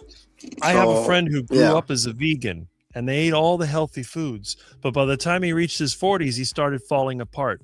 So he had to switch to a Yeah. meat-centered diet, and it made him look younger. But there's other things. For example, that they lose the hair on the bottom of their leg. When he went to the carnivore diet, it grew back. That's one of the first things that you Yeah. lose. Under your arms, that gets lost too. That comes Yeah. back. So Yep. those are signs of Yeah. health. Even if you The have gray hair on your eyebrows. face. Yeah, the eyebrows. Look at this. Yeah. Yeah. I'll be 58 this summer. Mine were almost gone, and now they're coming back. Like they're See? slowly. They were almost completely gone when I was, you know, fat and sick, and now they're literally coming back. You know, I can't even believe it. Yeah, That's it. And, yeah, and it's the true. same The thing, hair like I said, you know, disappears. Yeah, underarms, this always falls out. That comes back. Eyebrows come back. Legs come back. Your feet, Yep. if you have hair on your feet, Yep. that comes back because your blood vessels, I guess, Yep. are rebuilding. I'm not sure what it is, but it comes back. yeah. It's Yeah, probably makes sense. like Your you body's said, in a better state, circulation. isn't it? Yeah. All right, Rick. If I'm your gonna blood is head off now. circulating better, You're going to go, Jonathan? Yeah, I'm gonna head off now. My back's getting aggy. I'm gonna be Okay, very well- miserable in a minute if I don't leave the chat. I'll You still wouldn't like be that, here, guys. but yeah. Enjoy it, Jonathan. Take a Right, break. You nice to deserve meet it. you, Lou. And Rick's going to be in charge now of the channel. I Yes. just removed all my annoying crap in the background because it probably pisses everyone off. But, you got a question below as well. I believe it's for Lou. Yeah, have a good day, guys. I'll be chiming in the live commentary chat below intermittently. But yeah, enjoy your afternoon, and I'll speak to you soon. All right. Thanks, Jonathan. Cheers, guys, in a bit. take care, buddy. All right. So, how did you find it? You find it from my channel or Jonathan's channel? From your channel. I've been watching your channel for a little while now. I don't know how long, maybe, I don't know, several months, if not more. Really? Yeah, I like your stuff. You know, with the ducks and all that. It's pretty cool. My son, I actually sent you a message asking you where you were on one of your videos. You were following some ducks and some chickens in a parking lot somewhere, and I Mhm. asked you if you could actually shoot them with an air rifle. And Oh, yeah, I remember that question. I guess I guess you responded something to the effect that I guess it might be legal, but people might call it in as they think you're some kind of freaking mass shooter or something. Right. Because people are That's so what it is. dumb. But yeah, That's why I it's usually the I'll catch population them. that's the problem. I just catch Yeah, them. I stuff yeah, them in yeah. a bag. Yeah, and then you fatten them up, which is perfect. Maybe they're not as fat when they're wild because they have to struggle to get food. And Right. you put them in a pen, keep them, fatten them up nice. And duck is amazing. I love duck. Like I used to, every year I've raised 100 chickens, like just meat chickens, right? And I have a neighbor that we've had this deal for several years now where he's a lawyer, so he's got a lot of money, and he says, Louis, I'll pay for all the, buy the chicks, pay for the food, whatever costs involved, I'll cover all the costs. We'll buy 100 chickens, you raise them, kill them, package them, and we'll split them. So that's what we do. But I'm considering actually not raising the chickens anymore and doing ducks. Hmm. because I enjoy ducks so much more. They're more expensive if you had to buy chicks. Right. From like I think a white rock chick I think is like $2 or $2.95 Canadian now, and a duck is probably like $6 or $7 as a chick. So it's double the price to buy them. I think it might be cheaper in feed in the long run, but you get Hmm. such a nice fatty meat. The ducks are amazing. I'm doing like lately. I've been doing like duck confit, where Hmm. it's basically cooking it in its own fat, really Hmm. slow. It's like boiling it in fat almost. Yep. And I'll do a couple of ducks, and then whatever I eat, and the rest I just put in the fridge, just covered with their own fat. And you just Hmm. pull out a piece every once. My mouth is watering talking about it. It's good. You pull out a piece every. Yo, they're so good, man. Especially those Muscovies. Oh yeah, that's what Those I got. Muscovies, they're so fat and nice. Yeah, yeah. That they're like Sometimes eating. I look on face. They're like Yeah, steak. sorry. Go ahead. Oh yes, they're amazing. They're amazing. I go around sometimes on Facebook Marketplace, and you get a lot of these people that they start a little hobby farm, whatever, and they have some ducks and some chickens, and then the ducks start sitting on their eggs, and before they know it, instead of 5 ducks, they got 50 ducks, and they don't want to feed them anymore, so they give them out free, right? Yeah. So I go around, I grab them, sometimes I'll pay a couple of bucks, whatever, and I go pick them up, and I'll pluck them up and put them in the freezer, and they're amazing. And mostly they're Muscovies. Sometimes people have like pecans, but they don't sit on their eggs like a Muscovy will. Muscovies Right. are yeah yeah Muscovies will sit on their eggs any chance they get. Yeah, Pekin ducks usually yeah. I just like lay the your eggs show. randomly. Yeah, Pekings will just lay them. They won't even go in a spot. They'll just wherever they are, they drop them. Hmm. Yeah, they're different. I guess they're more of a commercially bred breed. I guess sort of like the Hmm. White Rock chickens. Right. They're more not genetically modified, but bred. Their their their Yes. their breeding has been very, very focused on creating meat, and Right. so that's why they turn white. Right. Yeah, Well, the problem with those, yeah, those broiler type chickens, they're designed to grow in 3 months, and they don't have a lot of right, structure. They're not. They could never fly. They right. can barely walk. I know. I know people that Barely said, "Well, walk. turn them loose." And I remember somebody had raised chickens and they didn't raise them anymore, so they gave them away. And all these people, oh, I'm going to rescue the chickens, and they were all dropping dead within weeks. They just die of heart Yeah, that's attacks right. because they're not designed to live Yeah, more than 6 months. That's their whole yeah. They're lifespan. not designed. That's true. Yeah, Now, they're Muscovy is a designed to put survivor. on weight fast. Right. Right. Muscovy is the Yeah. survivor. They grow slowly. They're tough. I mean, they're tough as any bird. They can survive disease. They mate. They sit on their eggs. They're breeding birds, Yeah. but you're not going to get a lot of yield for the feed you put into them. But they're very flavorful. Right. It's always a compromise. The most Oh flavorful yeah. birds take the longest to grow. That's right. Yeah. Yeah. And I mean, you can get a Muscovy if you raise like you have chicks and you raise them to, the correct size, and you keep them on a good heavy feeding program, you'll get them pretty fat too. They'll Mm-hmm. get pretty fat. Yeah.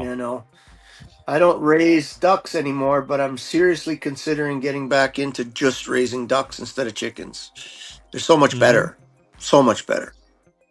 I mean, I Right. eat chicken, but I don't really enjoy it like a nice fatty duck. Like, let's Mm-hmm. be real, it's not the same, you That's know. right. Especially the breast. Like the Mm-hmm. breast is like I'll literally sometimes give it to my dog because it's just like sawdust. Well, depending how you cook it off, all obviously. But yeah, If I put a chicken in the oven, like just to roast, that breast, I don't care what you do, it's not going to be very juicy, let's say, right? No. A lot of times I'll use that as a pizza crust. If I make a heart attack, well, pacemaker pizza, then I'll use the chicken mixed with eggs as a crust. I'll deep fry that, and then I'll put the meat and the cheese and all that on top of it. So it's actually pretty good, but I know what you mean. Yeah, people make I don't know, I've never really tried. I guess I tried it once to make this carnivore bread where they take chicken breast and they bake it or chunk it and bake it till it's kind of really dry, and then Mhm. put it in a blender with eggs and whatever else you add to it, and it can make like Mhm. some kind of pizza crust or bread with it, right? Right. Yeah, that But works. yeah, I don't. Yeah, I could see it working, but I don't know. Just give me a nice fat pork chop and or steak, and I'm good. I don't need nothing else. You know That's it. what the hell else you need? Especially pork. I mean, I'm from southern Italy, so we're right now I'm making what's called soppressata, which is like a salami style sausage, and it Mhm. basically only means pressed. Mm. Soppressata means pressed from the top, is the literal Right. translation, and so it's not round. It's like a fairly big sausage, but it's not round. It's kind of like flattened, right? And you can Mhm. buy it, I guess, in these stores, but problem with the ones in the stores, they're not fermented. They're using nitrates. Not that nitrates are bad. We create nitrates in our own saliva, so it's not that they're bad, but maybe too much of them are bad. It's that they don't ferment them because it's a fermented sausage. So it's what gets its most flavors from the period where it ferments, right? And Mhm. then it starts to dry. We don't use a lot of salt with them either, right? Because if you use too Mhm. much salt, you end up they don't ferment, right? So Right. yeah, I've been making those lately, and man, when I'm making it, I'll like always have a pan with a because you take a handful of meat, just make a burger out of it, and fry it like already seasoned. It's like heaven. It's like Sounds heaven. like Like you have to try it anyway, just because you have to know how much salt by taste. And right. so I always eat like probably two or three, in a day. I'll eat a couple of pounds of it, just frying a patty here and there all day long. Mhm. That Yeah. sounds really good. Oh man, it's amazing. It's amazing. There's nothing like fresh for me anyway. Nothing like fresh pork. Like Mhm. when I kill a pig, most people, Italians, if they kill a pig, they're gonna make sausage out of everything, and I Mhm. cannot bear to cut the pork chops and to grind them into sausage because I just love those pork chops so much, and I leave all the fat on them. Like sometimes even the skin, I'll leave on it. I eat the skin too. You And probably seen me eat pork many yeah, times. I'm a big fan of eating pork. yeah, yeah, yeah. Oh yeah. I think pork again. There's the backwards world idea. Pork is bad. Pork is bad. Probably pork is the best meat for you because it's got a lot of fat. You That's know, true. and then they say, oh, the Okinawans, they live to 120 years old because they ate freaking bok choy. No, it's They eat because they pork. worship pork. Yeah. To them, they literally have in the Okinawans, they have temples just for pork. That's Mhm. how they have literal temples where they worship pork. Not worship in Mhm. a sense of like gods, but that's how important it is to their diet. Yep. Everything, if they cook bok choy, it's slathered in pork lard. Mhm. Everything is cooked with pork lard. They eat pork every day, and they live to 120. Well, there you go. Or the Sardinians in Italy. Oh yeah, they eat nuts and they eat this. They always neglect the fact that they eat sausages coming out of the yin yang. They eat pork, you know. Their diet is probably 60% pork. I know So all the it's backwards world. Italians.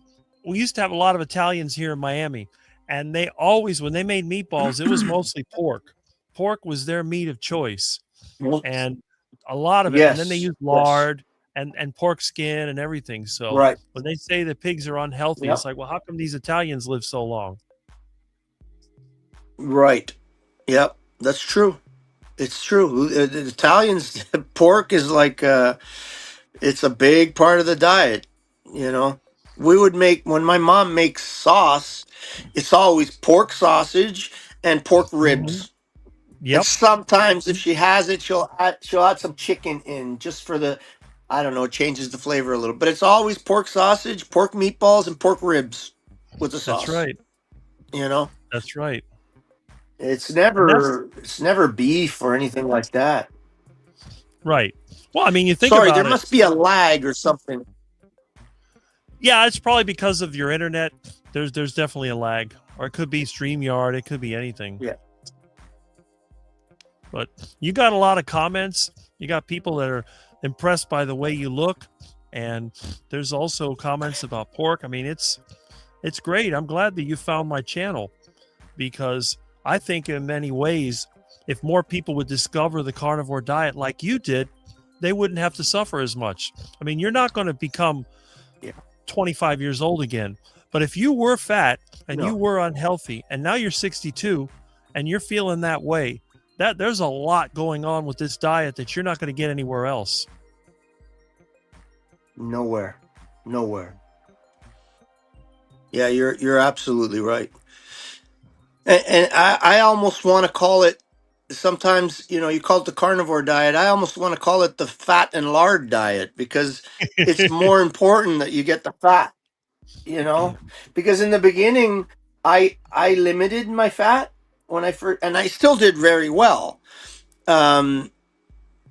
Probably mostly because I didn't have any beef at the time. All I had was pork when I started it, because I kill my own meat, right? So Right. probably that helped, because there's more, more fat in the. But as time went on, I started realizing the more fat I ate, the better I felt, and so I just stayed on that trajectory, you know. And there's a limit, obviously, because for me, it shows up in the bathroom, right? So once I reach my limit in fat, then your stool starts to get a little too soft. But once you're below your fat intake, your stool gets too hard. So you have there's a balance there, and you can judge it based on how you go to the bathroom.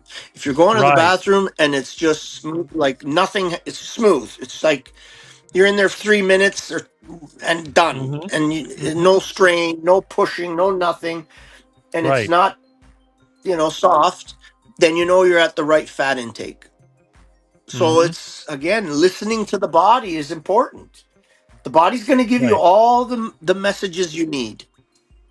You know, that's right. It's just we don't know how to do it anymore. A lot of people have forgotten about traditional eating. And I think a lot of times they see the grocery store or a restaurant as their source of food. They don't see, like when I look outside, I know what's edible. There's some plant material that's edible, but there's a lot of animals that are edible. When I have squirrels eating the mangoes off my mango tree and my vegan friends are complaining, I go out there, I start shooting those squirrels, and I don't throw them away. I skin them and I cook them. I got them frying in lard most of the time. Lard is my fat of choice. Yeah. I'm a big fan of lard. Yeah. And look at how skinny I am. I've been eating lard 42 years. Yeah. And I'm skinny. Yeah, you look good. How old are you? 57. Oh, you look great. Like, I mean, you look young too. I mean, come on. Like, people, I don't know. Yeah. It's crazy. It's like, yeah, you were doing the carnivore diet before it was whatever fad, if you want to call. I don't think it's a fad, because there's too many people getting healing from it these days. So it's really not a fad. Like, I mean, I saw a picture of I don't know who put it up. Someone put up a picture of 3 vegan doctors and 3 carnivore diets. So doctors. I don't know if you saw that. Yeah. And it's like, oh my god, like the carnivore doctors, they're all jacked, they all look strong, color, their eyes are bright, their cheeks are nice and rosy, and the vegan doctors look like they're just about to die. Like they that sick looking. It's Uh-huh. crazy. Like, oh smokes. Mm-hmm. Yeah, it's the brainwashing is thick. Let's just put it that way. That's right. And the problem is people don't want to take advantage of the new knowledge. They've been raised a certain way. Their doctor tells them a certain thing. The authorities tell them you need to do this or that, but it's not working. It's like my own dad. And I didn't even know that. When I took my blood pressure, it was like 90/60. And my dad always had high blood pressure with the exact same machine. Oh, the machine must be bad. And then he could never figure it out. Well, what's because you're young? That's because at the time I was 20s or 30s or whatever. I'm like, Dad, I'm getting older. The blood pressure is exactly the same. You're struggling and you're eating all the healthy whole grains and the fruits and the vegetables and the juices. Your blood sugar's high. Your blood pressure's high. Why is that? Oh, it must be genetics. We're the same family. You know, genetics, how Yeah. can that be an issue? And it was just a constant battle. But that was my own dad. Other people are the same way. People still tell me, Rick, you're going to get a heart attack because you eat nothing but meat. You don't eat fruits and vegetables. I said, well, okay, I'm going to get a heart attack, but is it going to be today, tomorrow, 20, 30, 40 years? Whenever it happens, it happens. What am I going to do? I don't want to eat that crap. I'll be diarrhea all the time and sick. I tried going plant-based and it ruined my life. In 7 months, I felt like I was going to die. And I went back to the carnivore diet and I was fine. Yeah, I mean, I don't even think it works really. That I don't think that eating meat's going to give you a heart attack. I think people that eat meat will probably most likely just die peacefully in their sleep. Like when their bodies just said, okay, we've had enough and, maybe a heart attack, but I don't know. I don't think it hurts the heart like people think. I really don't. If I anything, don't it either. probably heals the heart. It's got to You be. I know? mean, look, if But you've people watched have my this videos, fascination. have you ever seen the way I ride my bike in my videos? If I had heart disease, I'd be out of breath. Yeah. Oh yes, that's right. Yeah. Yeah, and you ride a lot. I ride a lot. I can go 20 miles on a bike Yeah. just doing my errands. And it's hot here too. I mean, it can be in the 80s or 90s. I forget. You said you're in Miami. I think you said. Yep. I'm in Miami. Yeah. I asked. Yeah. Yeah. I was in Florida. I don't know, maybe 3 weeks ago. My son basically lives there in the winter because he doesn't like the winter up here in Canada. I mean, he doesn't like the communism that we're living under here either. But he goes No. to Florida and he lives there in the winter time. And he's over by Titusville area. It's a gorgeous area. It's Right. all blue collar kind of working people. I didn't see any homeless. I didn't see any, while I was there. It was the first time I was in Florida in many, many years. So, Mm-hmm. but yeah, Titusville is a gorgeous little area. A lot of pigs in the area. I actually picked up a few shoulders off a roadkill deer while I was there. There I you just go. went driving down and we found a young buck that was just killed. He was still fresh. His eyes were still clear. And so I said, Mhm. we didn't have room. We had a little car. My buddy and I, the bodybuilder guy, we were there together.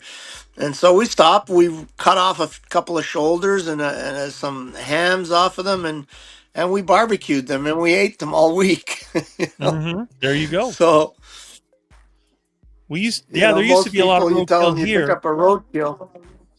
We don't have much anymore because all Yeah. we have now is development. But we used to have roadkill deer and roadkill pigs. Yeah. Yeah, I went hunting down there a couple of times, but for pigs, because they do have a lot of pigs in Mhm. the area where I was. But I didn't see any, didn't get any. But I did try to see if I can get some. Mhm. Uh, we saw them on the trail cameras, and they're really nice. Like sometimes you see these wild pigs, they're kind of scrawny, skinny looking, like in Texas or Right. Arizona. They're not Oh, getting they're as big much food. here. These pigs are round.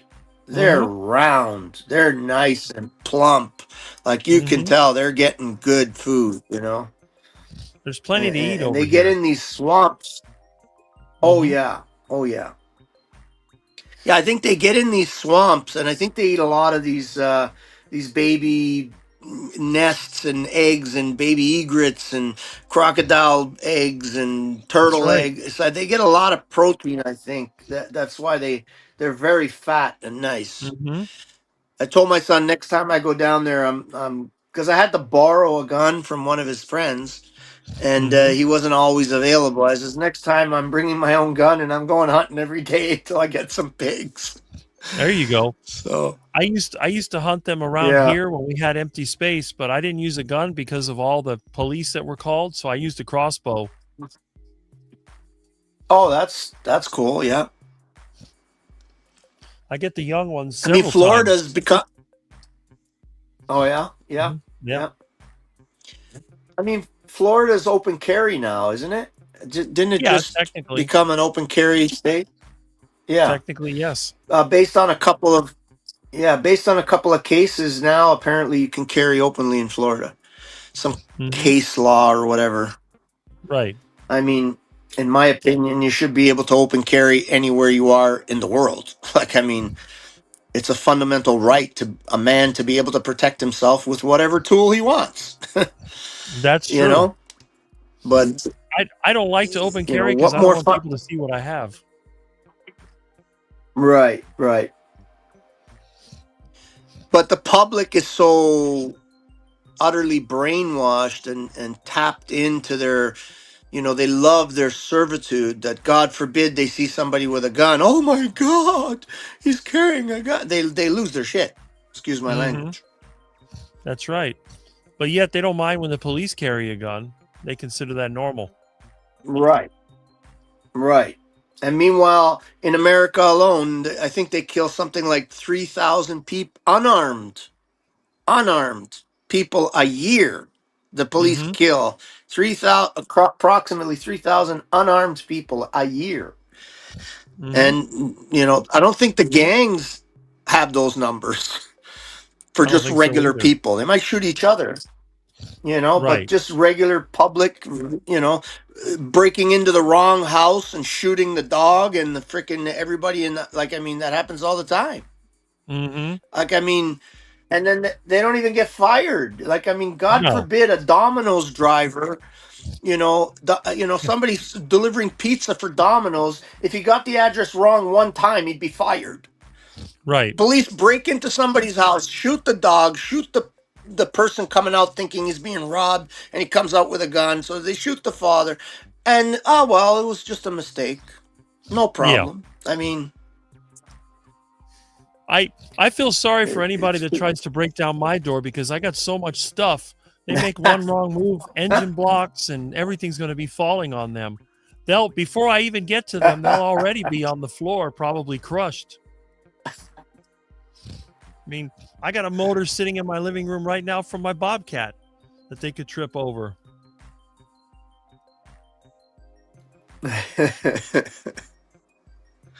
Oh, you're a mechanic, eh? You're what type of mechanic? I'm not really a mechanic, but I do a lot of repairs. I mostly fix my own stuff. I'm working on my truck, and then my other Bobcat, it's a project. I'm trying to get that running. I get stuff cheap. A lot of times I do service work for other people, and then sometimes you get a piece of equipment that's just too far gone. So they'll either scrap it or sell it to me for scrap value, and then I try to take a crack at fixing it so I can use it or sell it. So a lot of the stuff I get, somebody got rid of because it wasn't worth fixing. Right, right. Yeah, I kind of do that myself, but with construction stuff. Like I've always been in building and construction, so I hoard all kinds of construction materials. Like if somebody like I've built basically my whole house has been built from other jobs, like demolition Mhm. jobs. So where Yep. like for like for example, I don't know if you could see it, but there's like a solid oak door. I'm not Mhm. sure if you can see it, but see, I took out like I don't know 30 of these solid oak doors out of a Mhm. 4,000 square foot house that was being tore down and was going to be Yep. made in. They were going to tear this beautiful 4,000 square foot house and make it into a 20,000 square foot house. So I go Mhm. in and I take whatever's good, Right. and I build literally sometimes with garbage, like other people's garbage, right? And I mean, Everything this you look little, at here was garbage. yeah, like I got barn board on my ceiling that was out of an old shack, basically, Mhm. and I turned it into looking like make it look like a log cabin. So these are all logs that were cut and turned into boards, and I put them together to look like a log cabin. I haven't finished yet. I still got to put the concrete in the joints, kind of thing. But Mhm. all garbage. It was literally going to the garbage. They were chipping it or burning it, you know. Mhm. And, and so I get everything. I get front doors, windows out of these houses. So I'm a bit of a hoarder. I probably keep too much crap, but I mean, it's all good stuff, right? Yeah. It's all stuff I know that's what you mean. usable. I mean, it makes no sense. Yeah, it makes no sense to throw it away to me anyway. You know, I Mhm. built a whole barn like 65 feet long by 40 feet wide, 35, no, sorry, 35 feet wide by 65 feet long, with 2 stories, completely out of cull lumber from Home Depot and Lowe's. Like I would go to Home Depot or Lowe's when I see a big pile of you know what cull lumber is, right? Yep. It's the lumber that I get it all the time. it's either yeah. So I would go around and I saved up for a few years all this lumber and built a huge barn with it, right? And I would even get it cheaper because I would go when they have a lot of it, and the managers just want to get rid of it. So I'd Mhm. go in and I'd say, "Look, I'll take it all." Usually they do it 50% off, sometimes 70% off. But I Mhm. would go in when they have a huge stack of it and it's taking up a lot of room. I said, listen, I'll take it all, give it to me for 90% off. And I Mhm. just take it all. And you got $1,000 of material for $100, That's right. and I built this, yeah, I built all kinds of stuff with it. I do that with Home As long as Depot you and know Lowe's how to all the work time. with it. Yeah. Yeah. I got, yeah. I mean, people call themselves like to virtue signal that they're recycling, reusing, but they're not. It's just it's like a title they give them. So, oh yeah, I put the cans in this bin, and yeah, please, all that stuff's going to the landfill anyway. So, and then when you tell them, oh yeah, I take apart a house and keep all the stuff. Oh, what are you going to do with all that junk? That's what they see it as junk, right? You should see my garage. That the equipment that I have, I built a wood chipper out of junk. I built a bobcat out of junk. I built a trailer out of junk. I'm rebuilding Yep. my truck. Everything I have was somebody's junk. Yep.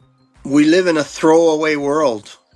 Mm-hmm. It's pretty sad, really. I mean, you go anywhere else in the world, like you go to, I don't care where you go, Mexico, South America, Asia, and they see the stuff that we throw out, they would lose their minds. Mm-hmm. They That's right. use everything. They use it up, make it do, wear it out, or do without.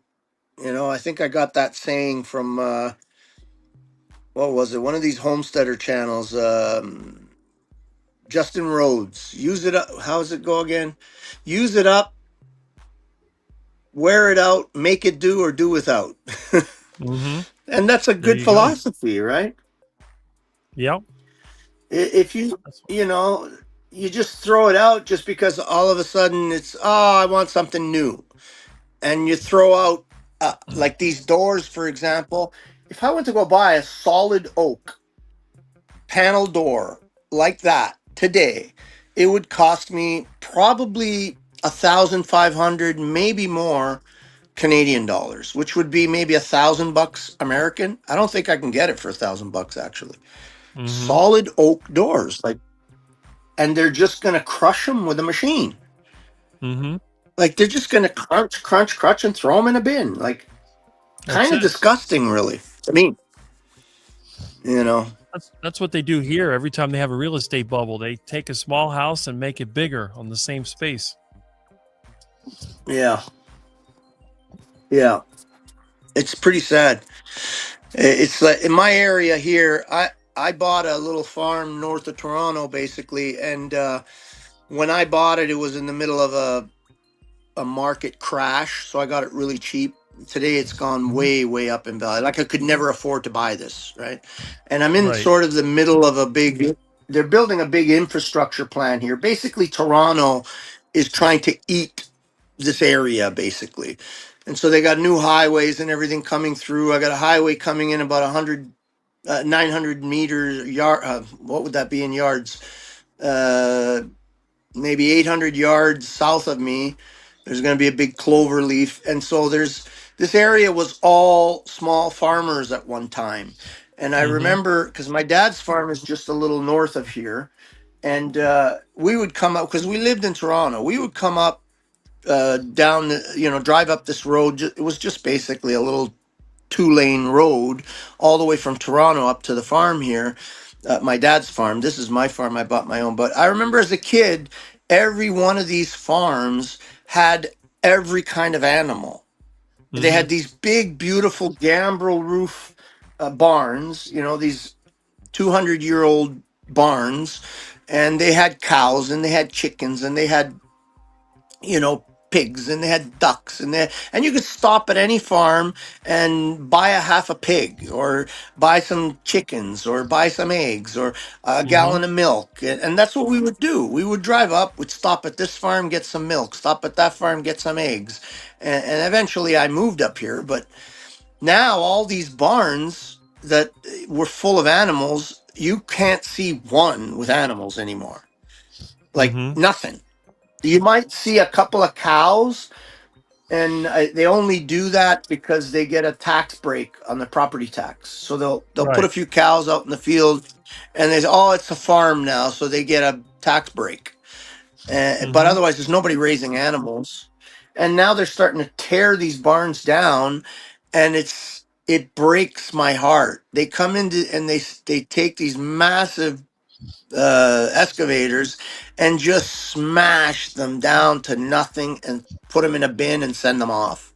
I've Mm-hmm. actually taken a couple. I have like 2 barns in my yard, just stacked up with the logs, the square beams that were cut with an axe, Mm-hmm. hand hewn, made into like really incredible stuff, and people just look at it like it's garbage. It's Mm-hmm. complete garbage. It's pretty sad. Yeah. That's And true if you everywhere. think about it, these people, yeah, everywhere, yeah, yeah. And the saddest part for me is thinking about the people that built these barns, because a lot of these barns that were built in your area, I would imagine the same thing. They came into these basically forests with maybe a mule, an axe, and a handsaw, and they cleared the land and they built these beautiful majestic barns that last for 200-300 years by hand, with a saw and an axe. And it's like the workmanship, just looking at it, the workmanship, the amount of work just makes your mind just it's incredible. And like every time I see them do it, yeah, it's literally heartbreaking. But it's the world we live in today, right? Go to Walmart Everything, and buy every, yeah, everything here used to be built from the pine forest we had, and now there's none. There isn't a single one left. It's all development, shopping centers, yeah, roads, and even the shopping centers, they keep yeah, tearing them down and building new ones. Every 20 years, every 30 years, build another one, build another one. That's all they keep doing. yeah. Yeah, I don't know. It's like it's a virus, really. I mean, I have my farm for sale right now because I'm actually I'm actually considering getting out of Canada. Maybe coming down to Titusville or somewhere, buy a little piece of land down there. Maybe Panama. I was thinking about Panama too because they don't have property tax. Right. And Everybody's and the becoming people, I think yeah, Florida's good too. There's a more sense of freedom in Florida than most states, like New York. Forget about it. Like New York is just as bad as it is here. Yeah, You know. that's true. But it's a mindset, and the big city mindset always tries to take over, but eventually it's going to go away. When people run out of food, they're not going to be able to do Yeah. this anymore. Yeah. Yeah. Or the money collapses or something. Yeah. Well, that could Which be. I suspect is probably not. Yeah. Which I suspect is not far off. I don't think It's we'll all make it to. I think we'll make it a 2030, 2031, 2032. I think we're going to have a world financial collapse. it's all debt based. It's all money out of nothing. Yeah. So it's only a matter of time before it Right. all falls apart. Once the energy runs out, I think that's when it blows up. Yeah. Yeah. I wouldn't doubt that it's a pre-planned situation. I Mhm. mean, you can call me a conspiracy theorist, but technically I need to get new conspiracies because all the ones that I had got proven true. So I need new ones. There you go. It's not a conspiracy theory anymore when it actually happens. Right. Right. Exactly. But realistically, the only thing that they can keep this game going is if they can find ways to feed people with whatever's available. And what they've been doing, they've been using chemistry and using their technology to Right. try to increase the so-called food yield. And then that way they can have more and more population. But eventually that will fail. I mean, first of all, they're going to run out of fertilizer, and then the pesticides don't work anymore. And then the whole system starts to collapse. Then you have wars, and then Yeah. you have a mass die off, and then the cycle starts over again. Yeah. Yeah, you're probably right. That's probably what the genetically modified GMO stuff is all about. They're modifying it because the pesticides and the herbicides and the fungicides and it's not working. So they modify the genes of the plants so that they can, change. They can be susceptible to these poisons again or some damn thing, right? Mm-hmm. And it's interesting. I just these Beyond Meat stuff, eh? Yep. If you ever, and people have done the comparison, they've taken the ingredients of like a Beyond Meat or a Seitan meat or whatever. Funny how they name it what it is sometimes, right? Seitan Yeah. burger, and you look at the ingredients. The ingredients are like one or two ingredients off of dog food. It's almost identical to dog food. Mm-hmm. And man, oh man, if that doesn't open somebody's eyes, I don't know what will. I don't know That's what true. will. That's true. I mean, I've heard Sean Baker call it human pet food. Yeah, it is. It's the ingredients say so. It's like on their own packaging. And That's right. dogs, I mean, Yeah, dogs are obviously carnivores, right? But now, in the past, like dogs were fed like whatever the household ate, right? Or scrap meats or bones or whatever. And they live twice as long as they do today. And now dogs have all the same diseases that humans have. Mm-hmm. They get diabetic, they get heart disease, they get cancers, they get why? Because they're eating a grain-based diet with a little bit of Mm-hmm. fat just for the flavor so that they eat it. And if that doesn't wake people up, I don't know what does. That's true. You see this comment over Yep. here from John Together Strong, and he was asking me if you use my video clips. Yes, you can. He says all the things that he's cured. He also mentions no glasses needed anymore. Do you have to wear glasses or not? No, I sometimes have to wear them just to read, but my eyes are getting better and better as time goes on. So you're another one So that's the longer I improving. seem to, yeah, my eyes are improving. I was at a stage in like before I went carnivore that, man, I had to use eye drops just to be able to see. Like my eyes were so dry and so, it was so always burning, always like just not right. And now that's pretty well gone. I still sometimes wake up. I mean, you go to sleep, you wake up with, your eyes are not, when you wake up, not 100%. But right away, within a few minutes, my eyes open up, I wash my face, and I'm good to go. But man, I couldn't survive without eye drops prior to going carnivore. Like my eyes Wow. were just dried right out. That used to happen to my dad as So, well. yeah. Yeah, mine too. Yeah, he always had eye drops by the bed Wow. because the eyes, they just dry out. You don't get the fat. The fat is what creates all these proper lymphatic fluids, right? Without the proper fat, your body is not able to create the right fluids. It creates inflammatory fluids rather than the fluids for your eyes, the fluids for your joints, the correct fluids. I don't know exactly what you call them. It's just my theory. I'm not a doctor, but Mm-hmm. I suspect that's what it is. The fat helps you create the beneficial fluids in your body.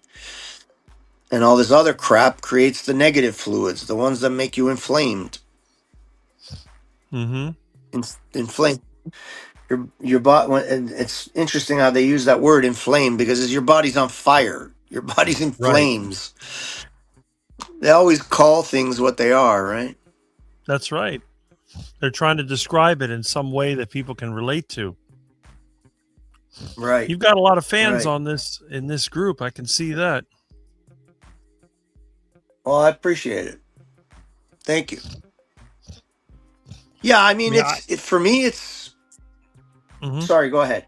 It's okay. No, I like seeing all the experiences because every time we get somebody new in here, it just goes to show that our lifestyle is actually beneficial. Yes. Yeah. I mean, for me, like I said, it's incontrovertible. Just the evidence in my life. You could say it's anecdotal. Fine, it's just me, one person. But I've seen thousands and thousands and thousands of people now that are experiencing the same thing. So, I mean, another thing I forgot to mention, before I went carnivore, I've had migraine headaches since I was a little boy, like 12 years old, it started. And when I was a kid, they had me on heavy drugs for these migraine headaches, like real strong opiates. They didn't work. They didn't get rid of my headaches. They just made it so I could pass out and sleep, right? But they never got rid of my headaches. And within 6 months or less of going carnivore, I don't get migraines anymore. The most I get sometimes is and my migraines, you could set your clock to them. Like you could literally set your clock to them. I would have a migraine. In my early years, it was once a week. And I would always get, because they would switch a little bit. I would have them like for Wednesdays for whatever, 5, 6 months, and then they would switch to Thursdays, and then another 4 or 5 months they would switch to Fridays, and eventually they'd switch to the weekend, and I would get pissed. Damn it, my headache's going to be on the weekend, right? Because and then later on it was every 2 weeks approximately, and just that regular. And if someone would have, and I did every doctor, and my mother took me to hundreds of doctors trying to cure these headaches. And finally, I just had to get used to the fact that I have headaches, and that's it, and just to get used to it. And within like 6 months, my headaches started disappearing, and I don't get them anymore. I think I was saying, like, once in a while, if I don't get enough sleep, I might have what I used to call a pre-migraine. So I would get warned. My body would warn me when I was gonna get a migraine, and I would get like a mini headache, and it would say, "Oh, okay, my headache's coming on," and that's how I would know. So I might get that occasionally, and I notice when I don't get enough sleep, I'll get that pre-migraine, but then it goes away. And damn it, if someone would have said to me in the past, "Listen, you cut off 3 fingers off one of your hands, and we'll get rid of your headaches," I would have took the deal. That's how, you know, that's how bad they were. And just going carnivore, they're gone. Like, it's mind blowing to me. Mind blowing. And there's a lot of people that have gone carnivore that have had the same experience with migraine headaches. And the migraine headache industry is in the medical field is massive. It's a multi-billion-dollar industry, the headache industry, right? So if people got rid of their migraines and their headaches, I think the system would half collapse, the medical system. Well, that's one thing I had when I was a kid. I used to get a lot of headaches, and when I went plant-based, I got a lot of headaches too. But I don't get them now unless I'm catching the flu. And you won't find any aspirin or anything in my medicine cabinet. You find cobwebs and a bunch of old stuff that's probably 40 years old. Yeah, I heard you saying earlier it's a museum. It's a museum. That's what it is. There's nothing in there that's usable that I know of. Yeah, if you're healthy, why would you need all these petroleum-based medications? Exactly. If your body's functioning properly, I don't know. It's like, if you have headaches, it's not because your body's deficient in aspirin or Tylenol or, ibuprofen. You don't have a Tylenol deficiency. There's something else going on. Right. But the medical system doesn't work that way. It's just designed to deal with symptoms. That's why they don't study diet at all. Like a doctor will go to a university for 10 years, 15 years, whatever it is, to be a doctor, and maybe take 1 week of nutrition class. Mm-hmm. That's, again, backwards, upside down world. Yeah. But again, it's not about really getting to the root of the problem. It's just about treatment. What can we do to make somebody feel temporarily better and get paid? And that's good. My cat is over here attacking my feet. What are you doing? Milton, come on. Milton, you're a menace. He's always after me. I think he's just hungry. That's what it is. Yeah, we've got a lot of questions here asking about your story. I guess this is the first time that you've appeared on anyone's channel. No, I used to go on a channel that was more geared towards the idea of rights, freedoms, spiritual principles, and he doesn't come on much anymore, but it was Paul Enslaved or Proper Instruction, Motivated Peace. I used to go on that a lot, but like I said, he doesn't come up much anymore, so okay. Yeah. But in the carnivore space... So I've been on a few streams. Right. Yeah, in the carnivore space, yeah, I think you're the first. No, I've never been on anything in the carnivore space. You're probably the first one. Yeah. Well, that's good. I mean, there's a lot of these carnivores. I mean, they're great and all. Don't get me wrong, but it seems to get a little too commercialized at some point, and I can't. Yeah, I just don't. When they start selling the whatever selling stuff, I start to lose interest. I like people like you that are real people that have a story, that are not connected to any sort of monetary interests. That's what I like, right? This is old YouTube kind of thing with live streaming. Like Right. I started watching YouTube maybe right around the time it was created. I think it was created in like 2004 or 5, something Mm-hmm. like that. And I started watching within the first year or two that it was created. And back then YouTube was just people like you, people like me, average people doing average things, putting their story out. And that's when YouTube was really YouTube, right? I don't know how long you've been watching it, but now it's I become so. I started Sorry, my channel in there's definitely 2007. a lag. Yeah, Oh, okay. Oh, so you've been for a long time too. Okay. long time. I remember when 100 meg Yeah. was the limit for the video. Wow. Wow. Milton, come here, Milton. Oh, Milton. Oh, Milton. Milton is a menace. I've never, I've never, I've never had a channel or anything myself. Uh, I mean, my daughter has a pretty fair sized YouTube channel. She's got like 120,000 subscribers. She does the van life, camping. She does a lot of building videos too. Like she'll buy like an old. They kind of a little bit take after me, my kids. She'll buy like an old camper trailer, an RV that needs work, and she'll the last one she did, she paid like 3 or 4 grand for it, completely renovated it, made it 100% leak proof, fixed anything that was damaged, put new kitchen, made it brand new, and then sold it for $15,000. And she puts that all on her channel, right? Right. And she's doing pretty good. She's got like 120,000 subscribers. That's good. I don't even have She always 4,000 tells me, yet. Dad.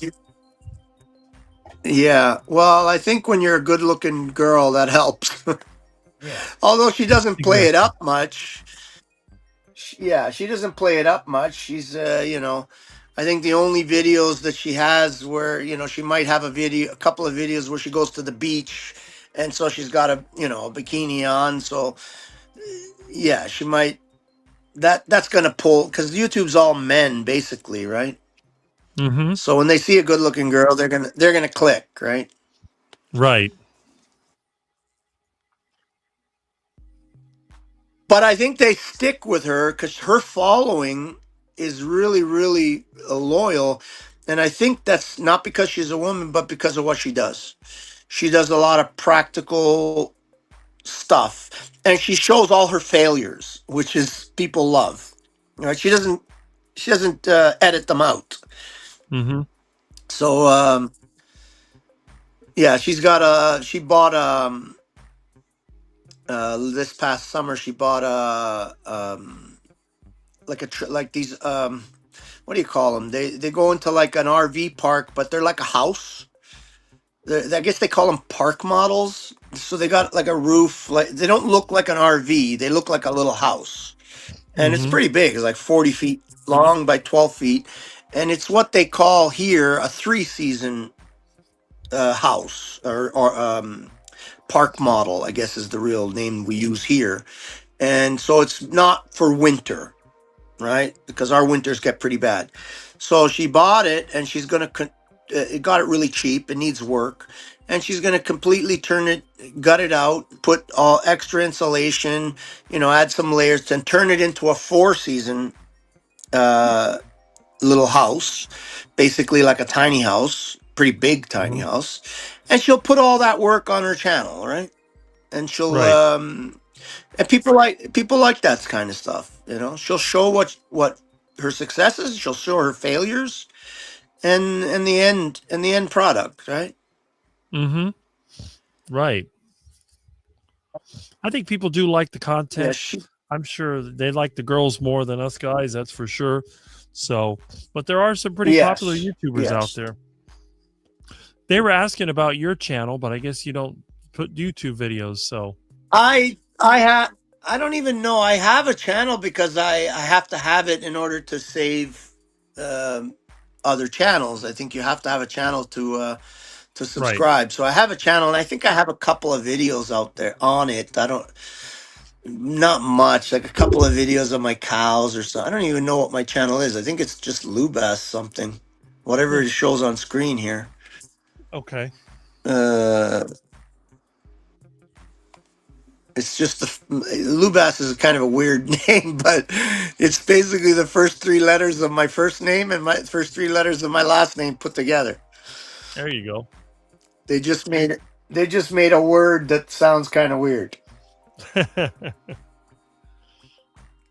But I was gonna change it, but then I said, screw it. I like it. It sounds good. Yeah. So I kept it.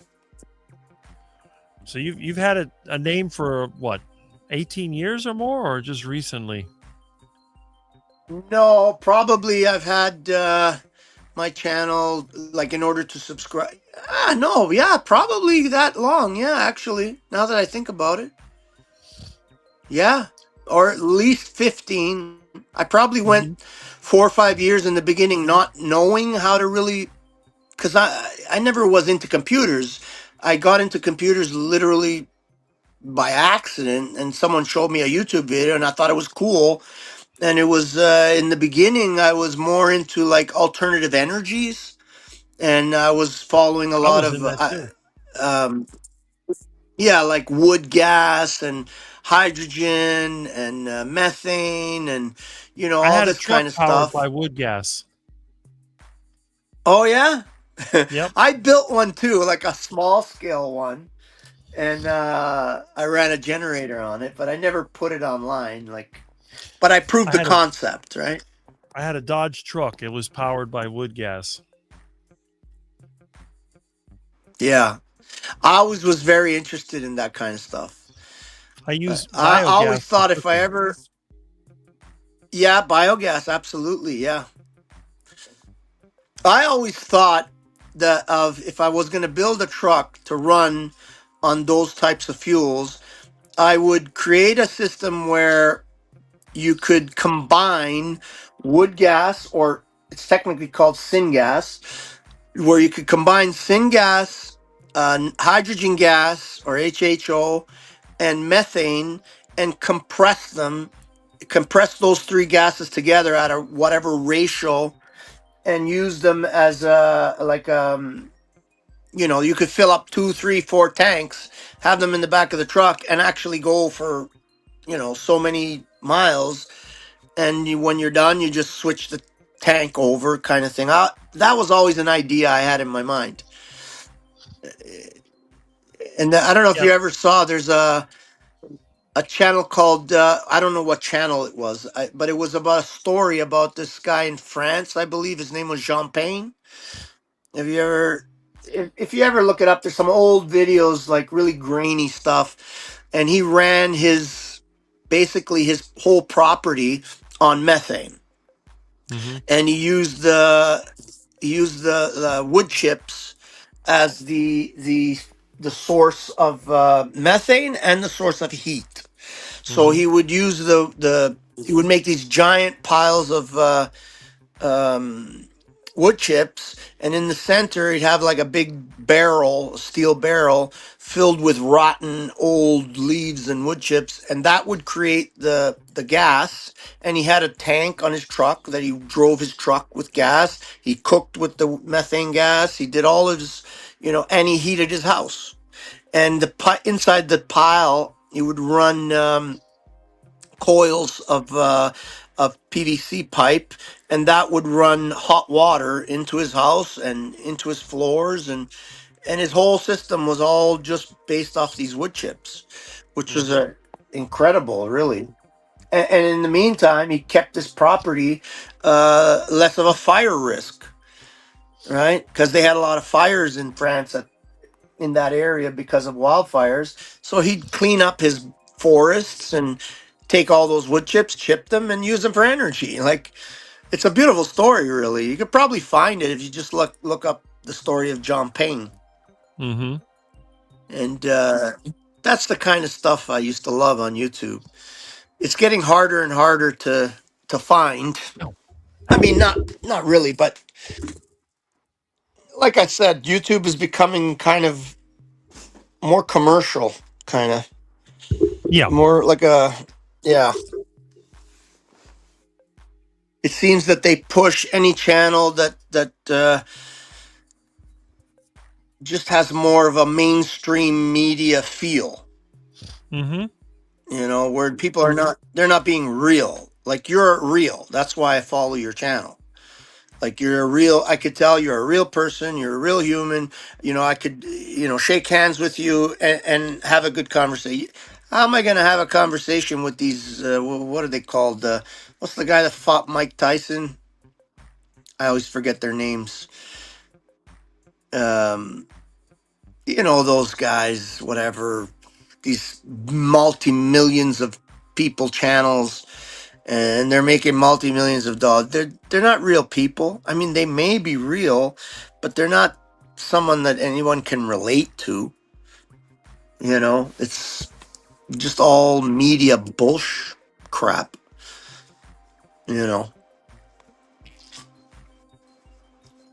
Milton, stop Stuff it. like your channel.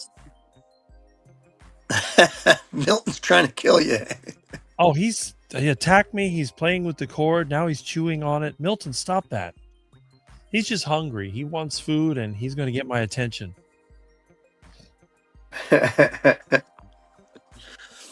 Throw him a nice duck leg. There I'm you sure go. he'll be fine. Yeah, it's like these internet people, Stop it. I'm going to have to put a towel over him and grab him. Milton, no. That's what happens when your cat's a carnivore. He's a killer.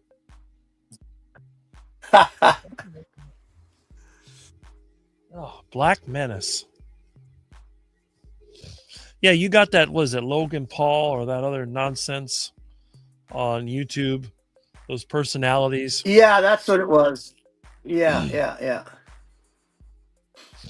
I tell everybody I'm not going to watch anyone I can't meet. I say that over and over again. That's my theory. Yes.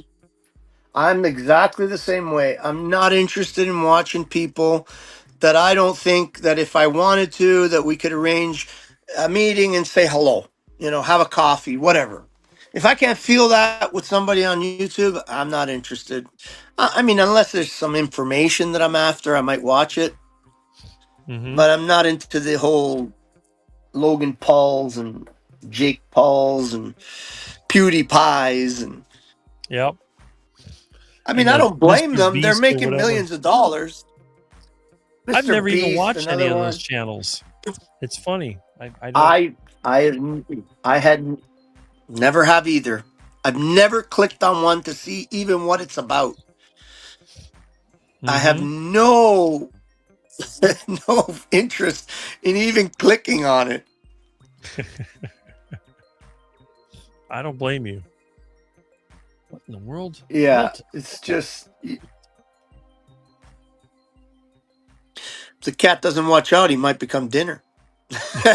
No, Well, we don't eat carnivores here, but I'll tell you, I'm gonna have to give him some food. I'm Or just kidding. He's running like a maniac. This cat I'm is. just kidding. He's super wound up. He won't stop.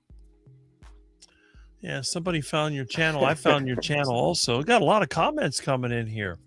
Got a lot of interest. Snacks yeah. or steak I haven't pie. even looked at my channel.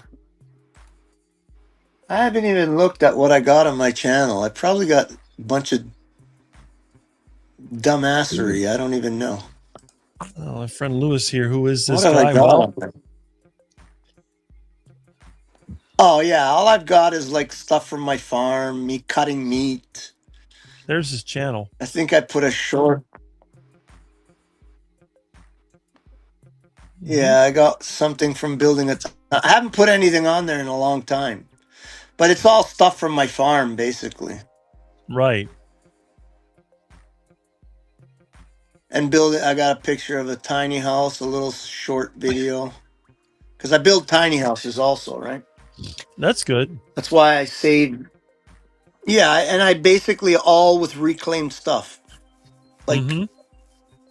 nothing. I don't. I basically. I mean, what do you buy? You buy screws. I mean, and even sometimes not even that. I'll look online on Facebook sometimes and find somebody that's just got a pile of screws. Their father died and they just want to get rid of them. I'll go pick them up for $10 and I got screws for the next 2 years, and nails I and whatever else, right? I got a bunch of nails like that. I got boxes of nails. I've had people give me buckets of Yeah. half Yeah. rusted nails that I've cleaned, and I Yeah. got a lot of Yeah. that. Me too. Yeah. Screws, Yeah. carriage bolts, all kinds of Yeah. stuff. Hydraulic fittings. Yeah. I get do the those same nails. thing. Mm-hmm. Every piece of equipment I have was somebody's I think junk. there's. Yeah. Yeah. Me too. Well, that's why I enjoy your channel. You're a lot like me. That I can tell you're a lot like me. That's good. When you're real, it's like Jonathan was saying here, Rick and I are as real as they come, and that is very true. You're not going to get anything fake over here. Yeah. Thomas will want to reach out. Who makes it? Yeah. See, he's got a lot to say. He's a lot like me. So I can see, we're always looking for new people on the carnivore lifestyle. Huh. Yeah, absolutely. I do you go live? I don't really get on much anymore lately because I'm just so busy. But do you go live like on a certain time? Like, do you have like every Saturday, let's say, or every second Saturday? Every Saturday, that what you starting at do? 8 till about 1 or 2 or whenever. I start at 8 a.m. Eastern time on Saturday. Oh, okay. All right. But I cool. also join in other groups. So like tomorrow, you can see George over here and John, a couple others, Juliet. They get together and I'm going with them. And then there's Russ on Tuesday night. I pop in different live streams at different times, but my regular one is Saturday at 8 a.m. Oh, okay. All right. That's good to know. They're asking you how you can get them to get you for an interview. I mean, I could do that, I guess. I mean, I'm not. No one's ever been interested in interviewing me, but whatever. I guess I could. I mean, I think my email might be on my channel. I don't know.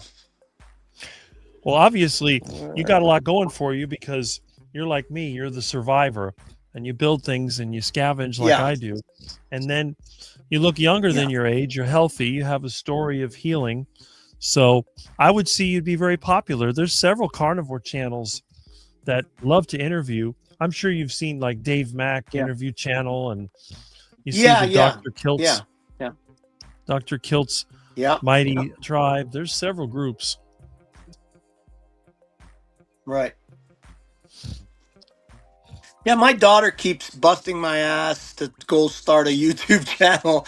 I just don't know if I have the.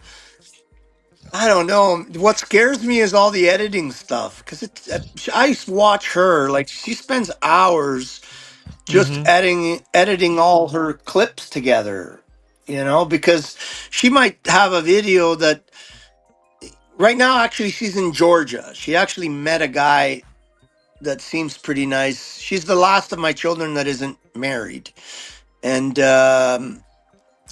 so she might have a video that starts in Georgia and ends in British Columbia or and so she's gonna edit all this stuff together, and it's a lot of commitment. I mean, it's time. I mean, to make it, to make it blend together in some sort of seamless fashion that tells a story. I don't know if I have that in me. That's the only thing. I might be like somebody that might just, if I did get more serious, I'd probably just put up shorts or something. I don't know. Yeah. See, you got questions. Does he dye his beard? No, he doesn't. No. I mean, I don't know if I could put it close to my camera. You could see there is some white in there. If I dyed it, there would be no white. I don't know how I can get it close to it. Mm-hmm. I don't know if you can see it. There is some white in there, but it's Yeah. not, you know, a lot of people always say that, oh, he's dyeing his beard. He's not 62. I don't dye my beard. Mm-hmm. Yeah. See. Or No. that I got fake.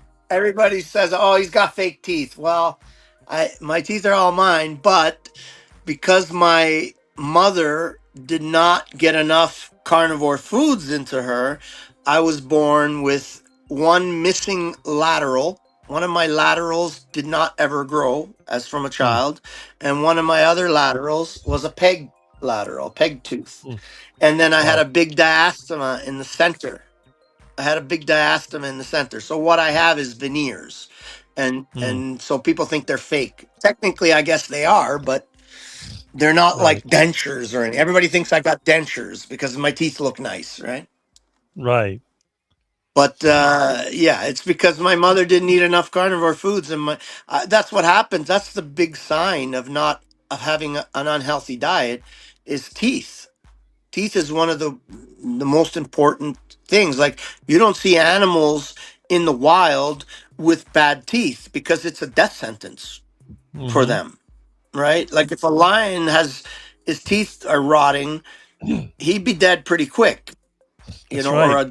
a wolf or a cow for that matter. You don't see cows because they're eating their natural diet, right? They have chemicals in their stomach and they have more than one stomach in order to handle all the toxins that are in these plants.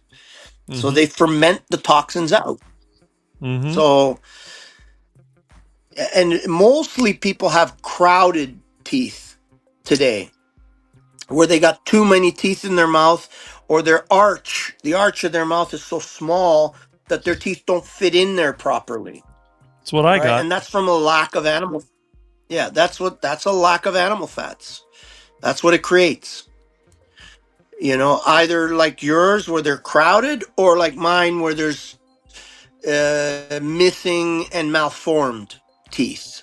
So I had, like Mm-hmm. I said, one missing and one malformed, and a big space, which was I never smiled as a kid because I was always embarrassed of my big space in the middle of my teeth, right? And people used to make fun of me over it, right? So when I I think got the it done, it was mhm. like, I think the reason yeah, why sorry, the go top ahead. teeth, my bottom and top were both crooked, but the top one straightened out because they were still growing when I switched to the carnivore diet.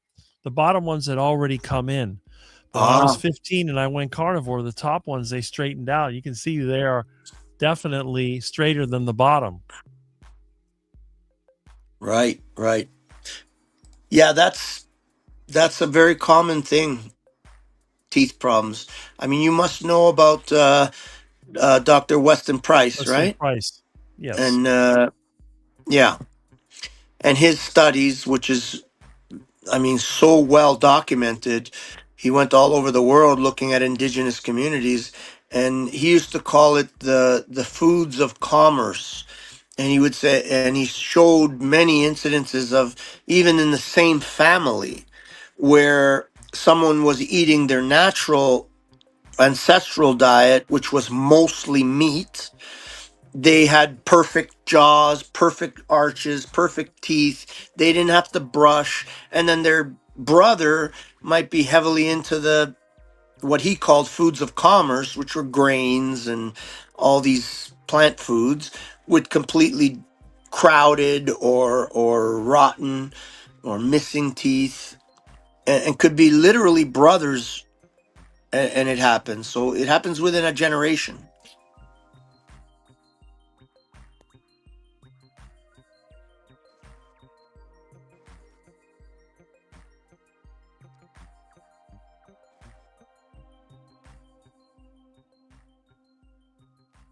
Oh, there. Now I could see the chat. I put it on my TV.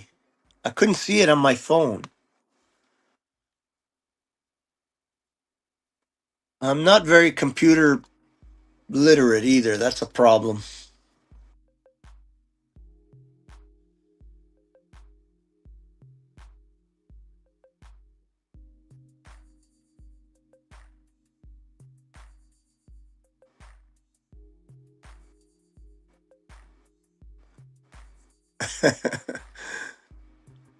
Yes, I'm from Canada, Mr. Ricky Lee.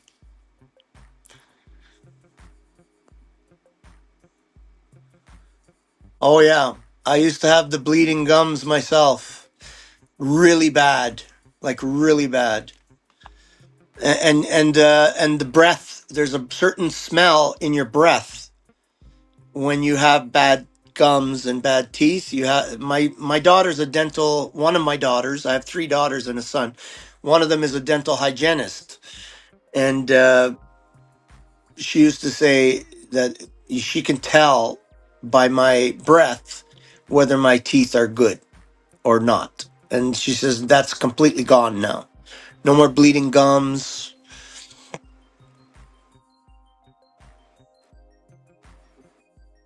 Well, I appreciate that, Mr. Carnivore Muscle.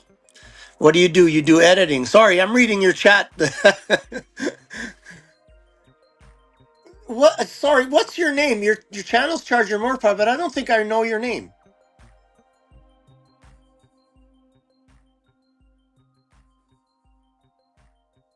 Are you there? Oh, can you hear me? You're muted. Hello. Now I can. Yeah, you must have been muted. Oh, okay. No, my name is Yes, Rick. I can hear you now. Okay. Okay, Rick. Okay, right. I forget names real quick anyway, but I forget my own sometimes. But yeah, I think I knew that your name was Rick. It just wasn't coming into my head.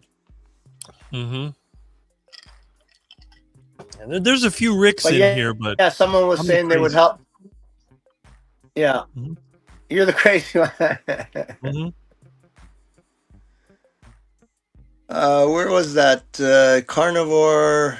Somebody was saying they would help with videos. I was going to ask them, is that because now that's the kind of a thing where people do editing for people? Mm-hmm. Yeah.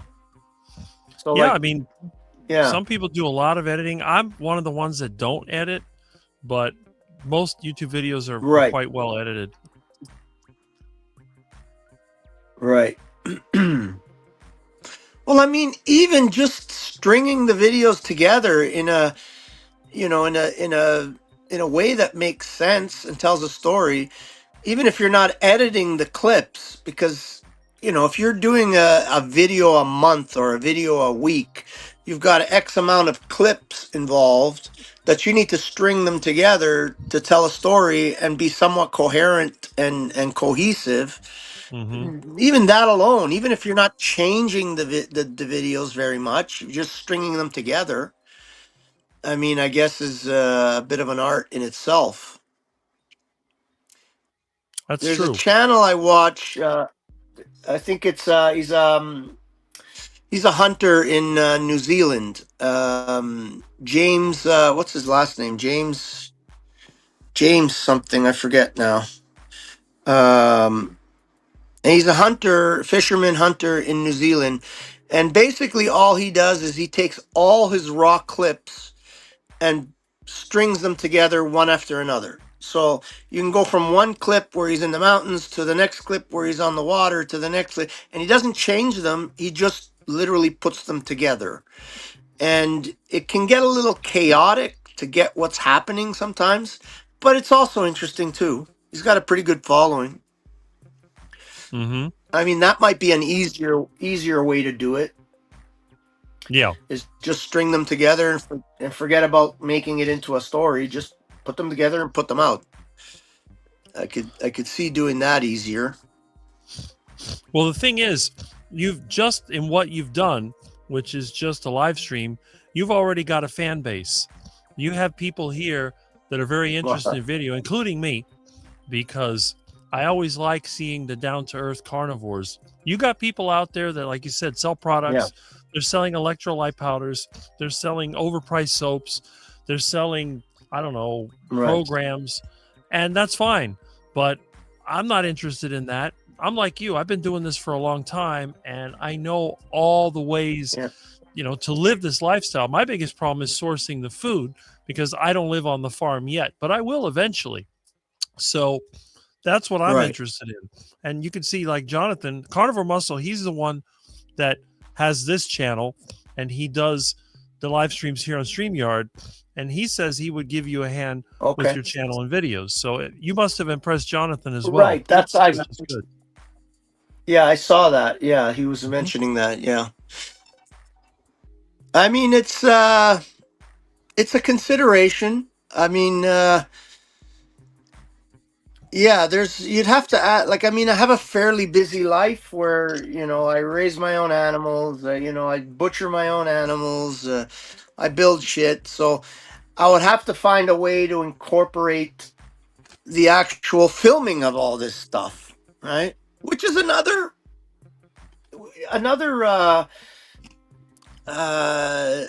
it's difficult just doing that. Mhm. Setting up the video, I mean, it's even that alone is not very easy. Just remembering to take the camera out and videoing what you're doing Right. is, because I get Trying into to what make- I'm doing. Yeah, That's what I have, and sometimes it doesn't work. You try to record something, it doesn't work. yeah. So that alone is a difficult thing to achieve in a way that people would like to watch. I think. Mm-hmm. That's true. And, it's important because a lot of times people don't really know what's possible. They're just thinking about what they've been told. People feel like a failure because they follow the system. Things don't work for them, and they feel like it's their own fault. And what they don't realize is that they've been brainwashed, they've been lied to, they've been conditioned, they've been domesticated in such a way so that they can support the system. The people that are above them, the ones that benefit from their suffering, and they don't see it. They just can't get out of the little box that they're in. They don't realize that with a few changes here and there, their life can improve tremendously. And that's why we like examples like yours. Yeah. Yeah, I mean, I took it all the way. Like I've always been the kind of person that if I'm going to do something, I'm going to go all the way out. And I'm going to do it. Like whatever it might be. I'm going to take it and do it, And so that's what I did with the carnivore diet. And I can't even be, like there's no way I could go back now. Like I'm Italian. You think I don't like pizza and pasta? But to me now it looks like poison. It is. It I literally can't even eat that stuff. It looks like no. If I eat that stuff, it gives me diarrhea bad. Yeah, me too. Yeah. But yeah, that it does not the same anymore. No. The thing is, why would you want to eat pasta and pizza when you can have a steak? A steak is a lot less work, right, and it's much tastier. Yeah. And it has an off switch. See, I never had an off switch. Like I could eat pizza. I'll freaking eat the whole damn pizza. The next minute, if there's another one, I'll eat the other one too. I never had an off switch.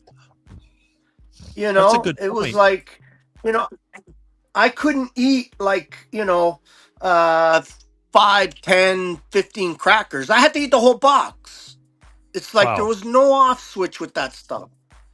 I was like, but with meat, no matter what meat it is, beef, pork, whatever, you can't eat past the point where you're full. You just can't. Your body says, I've had enough. It doesn't taste good anymore. You almost can't physically swallow it once you've reached the point where you've had enough. And, that's why they have these restaurants where they I don't know if they still have them. They used to have them, eat this 90-ounce steak and you get it for free. Because they know most people can't physically put that meat down once they reach a certain point. So they know they're going to have to pay for it. They might find one guy, in a blue moon that can do it. Like me. Yeah, well, yeah, absolutely. But I'm saying, like, most people just, myself included, like, I can eat meat up until it changes, like, something changes in my head and it just doesn't taste good anymore. It starts to That's what taste less and less good and then it stops. That's that's it. what Dr. Chafee always says. Oh yeah, yeah. But it's true for me.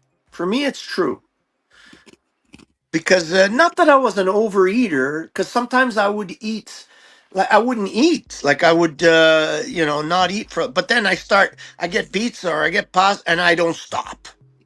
I wouldn't stop, right? I would just keep going, keep going, keep going, and yeah, it was a destruction. You see this comment here about the soap? Sorry, I'm kind of way back here. Oh, okay. No, what? Just tell me, because It's Peter Papa Carnivore anytime says, yes. I don't have bad breath anymore. I don't have VO. Only use natural lard soap on my body and hair. Don't need shampoo or deodorant. Me too. Has that been Me your too. experience as well? I use beef tallow soap. I do not use underarm deodorant anymore. I don't need it. Even when I'm sweating, it doesn't stink like it used to. Like, Mm-hmm. you might get a little smell if you're working outside all day and it's hot, and Right. at the end of the day you're gonna have a little bit of armpit smell, but it's Right. not like it was. And if I didn't use underarm deodorant in the past, I would have stunk up the whole house, just with a little bit of sweating. And that's gone, right? That's gone. No, not shampoo. I don't need much. I got no hair, but that's all I use is beef tallow soap that a friend of mine makes. She adds a little bit of mint, like just natural mint from the garden, and so it has a little bit of a minty smell, and that's it. That's it. That's all I use for everything. I Even am my the same. dishes now. I make my own soap as well. I use wood ashes and I use lard or tallow, and I've done that for years. And like Peter says, I don't use a deodorant either, and I do sweat a lot. But Yeah. I find if I'm indoors and I'm in the air conditioning, I'm not going to smell like anything if the weather's cool. If I'm outside, I will. But a lot of times I'll either go without a shirt or use the one with the sleeves cut off, and that really helps a lot to keep the moisture from building up, and then it really doesn't smell bad like anything. So I experience the same thing. If I could answer Sandibly, I guess Sandy Blythe? Sandibly. I'm basically Sandy Blythe. Yes, I'm 6 foot tall. Probably, I don't really weigh myself. I weighed myself when I first started carnivore, and I was 220 pounds, and I lost maybe in the first 6 months. I lost at least 60 pounds. And today I'm probably around 160, 155, 165, if I had to guess, but I haven't weighed myself recently or since then, That's to answer your question. that's pretty impressive. I'm 6'6", 200 pounds. Yeah, you're taller. Yeah, you're taller. Yeah. I'm 6 foot. I'm just at the cusp. Let's just say maybe I might be 5'11" and 7/8. But that's good. You're a good weight. You're not overweight, and you seem to Yeah, be healthy. yeah, yeah. You're not Well, sickly and definitely. I skinny. mean, I couldn't wear my old pants today. It'd be like, for a while I kept my old pants when I first, first 6, 8 months, until my daughter said, "Dad, you look like you're wearing curtains. Like, get some new pants." So I had to get new pants and shit. Yeah, and they were tight before, Hmm. like tight. Almost where I couldn't button them. I had to just use my belt to keep them together. I know I've been wearing the same pants since I was in my 20s, the same size. And I had some old pants from when I was in college, and I figured, do they still fit? They still fit fine. Wow. You can go your whole life without ever getting overweight if you eat the carnivore diet. Yes. That's the one thing I even tell, because there's people that can't gain weight, right? They're very skinny, and it seems to work the opposite for them. They will gain weight. Like somebody that just never is always having a hard time to gain weight and they go carnivore, they will start to bring their body will come up. And you were like that? I'm still like that. I can't gain weight. Yeah. Oh, I'm the opposite. If I eat any crap, man, it'll go right to my belly. Right to my belly. Well, that's the one thing. I don't really I have a just belly. did. It's just kind of flat. Yeah, and mine is now too. I'm pretty flat now, but I just did a fast, a 7-day fast. First time I ever did it. Oh, I've been trying to fast for a while, and I could never get past the second day. And then this time, about I don't know, 2 weeks ago, just before I killed the pigs, I said I'm gonna fast because I know when I kill these pigs, I'm gonna be eating like a pig. And so I said, screw it, I'm doing it. And I pushed through that first couple 3 days, and man, I could have went another, I don't know, X amount of days, because once I passed that third day, I felt it was amazing. I had more energy than I could even ask for, that I can use. And I went 7 days only because I promised myself I'm going to do 7 days. And so on the seventh day, I had killed the pigs on the sixth day, and on the seventh day, I made my first sausages. I had to taste them for for the salt level, so I just ate a smack load of sausage meat on the seventh day. But that was not because I wanted to lose weight. I think it's better for your. I think that's how we're supposed to be. Like humans on the savannah or in the Arctic or wherever the hell we were would have had to kill, let's say, and gorge themselves, and then basically just sleep until the meat was gone, and then they would have to fast until they had another kill. You know. And so I think that's probably our best way of eating, where we gorge and fast, but on the right food, obviously meat, right? that's the thing. And I see. Look at this comment. George says I had no off switch with Pringles and Lay's potato chips. They even put on the bag. Bet you can't eat just one. And I think that's pretty Right. obvious what they're trying to do. Yes, exactly. They have to tell you, these people, the people that are pulling the strings, they believe in the idea of if they tell you what they're doing to you, then they have no karmic retribution. They don't have to pay a price for it because they've told you. So even if they want to, unalive you, as long as they tell you and you do nothing about it, then they're not guilty for unaliving you. Mm-hmm. So they tell you, yeah, that you can't eat just one, of course. Yep. That's Of right. course. But I was the one kid that thought, well, I hate them, so I bet I can eat just one because I can't stand the stupid things. I hate potato chips and corn chips and all the other Cheetos and all that crap. It looked nasty to me. Cheetos look like orange cat poop to me. They just, none of that stuff seemed appealing.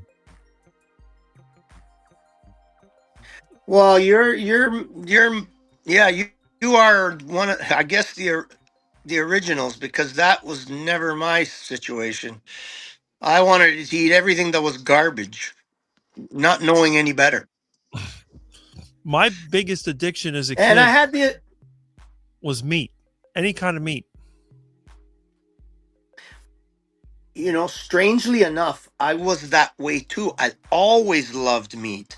I remember when we were young, we wouldn't eat steak a lot, but when we did, the whole family would eat steak.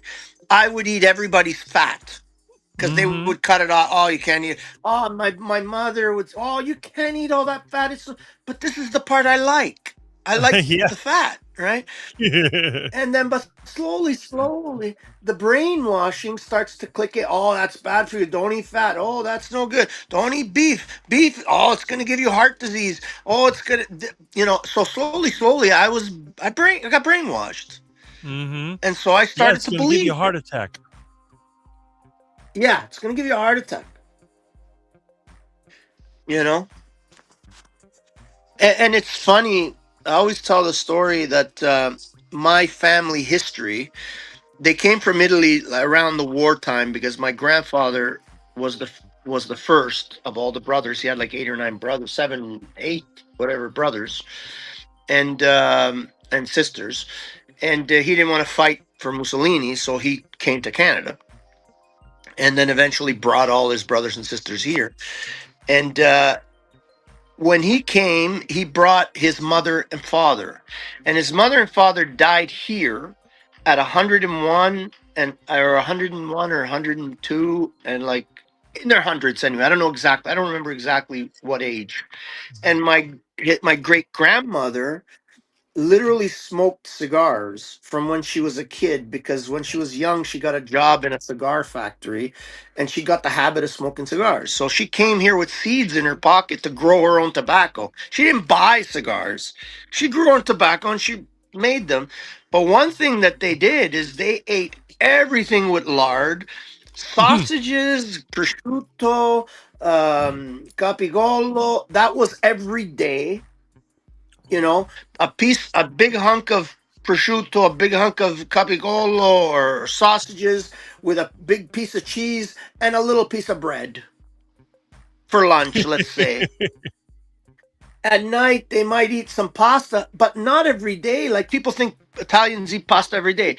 Pasta was a 1 day a week thing, Mm-hmm. right? The rest of the week, it was some type of meat and a little bit of vegetables, on the grill or something like that, or Mhm. made like a stir fry type thing, and that's how they ate, or eggs with a little bit of tomato sauce in the morning, scrambled eggs with tomato sauce and all this kind of stuff. And they lived to 100 years. Then my grandfather, they died. Well, my one, he liked to drink a little too much, so he died younger. But all the rest all died in their 90s, early Mhm. 90s, because they started eating the crap of, like Weston Price called, of commerce, right? They stopped Yep. eating all the lard and all this stuff, and then vegetable oil. Then my father, all the vegetable oils came in, and oh, you can't eat that lard, throw out the lard, and he died at 86. So you could see the progression of Yep. longevity go down just in my family, That's pretty right? drastic. Just in my family alone. Within 3 generations, I would have probably died at 75 had I not changed. Mm-hmm. Well, now you're Sorry, I 62 and can't feeling see like, this. yeah. Yeah. I mean, sometimes, I'm way back on this chat thing again. It goes pretty fast. When you got somebody like you in there they're interested in, it goes pretty fast. Well, I appreciate it. Yes, that's true. They don't spray glyphosate. It's illegal in Italy. Glyphosate is not allowed. I think there's a couple other. I'm not sure if Portugal has made it illegal as well, or possibly Spain, or I think Well, there's the great more than thing one about country. with animal agriculture, glyphosate is completely unnecessary. It doesn't do anything. Right. If you're going to be raising cattle or sheep or pigs or whatever, it's not even needed. It's a detriment. Right.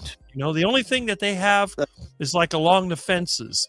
A lot of the farmers, they would spray along the fences to kill the weeds, but it's better if you do it. I mean, you can use you could use a weed eater, but if you have a bigger place, you just put a mower on the front of the Bobcat and then get up around it, and you can mow all that down pretty easily. Well, now, did you see there's people that have literal whole businesses where they have herds of goats, and they take them on trailer, and somebody wants like an area cleaned up.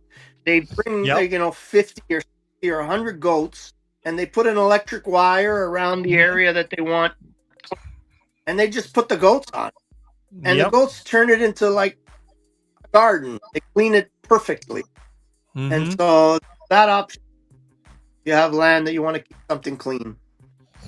Yeah, they have Once- rent-a-goat services I've seen, and they Right. put up a temporary fence and drop the goats off. Right. Yeah. I mean, and it's pretty easy. You could train any animal to respect an electric fence, even just one wire. That's my cows. Right now, I sold my cows because I'm trying to actually sell this place. But you could train any animal to just stay in an area with just one wire of electric fence, and once they're Mhm. trained, they're go out of it.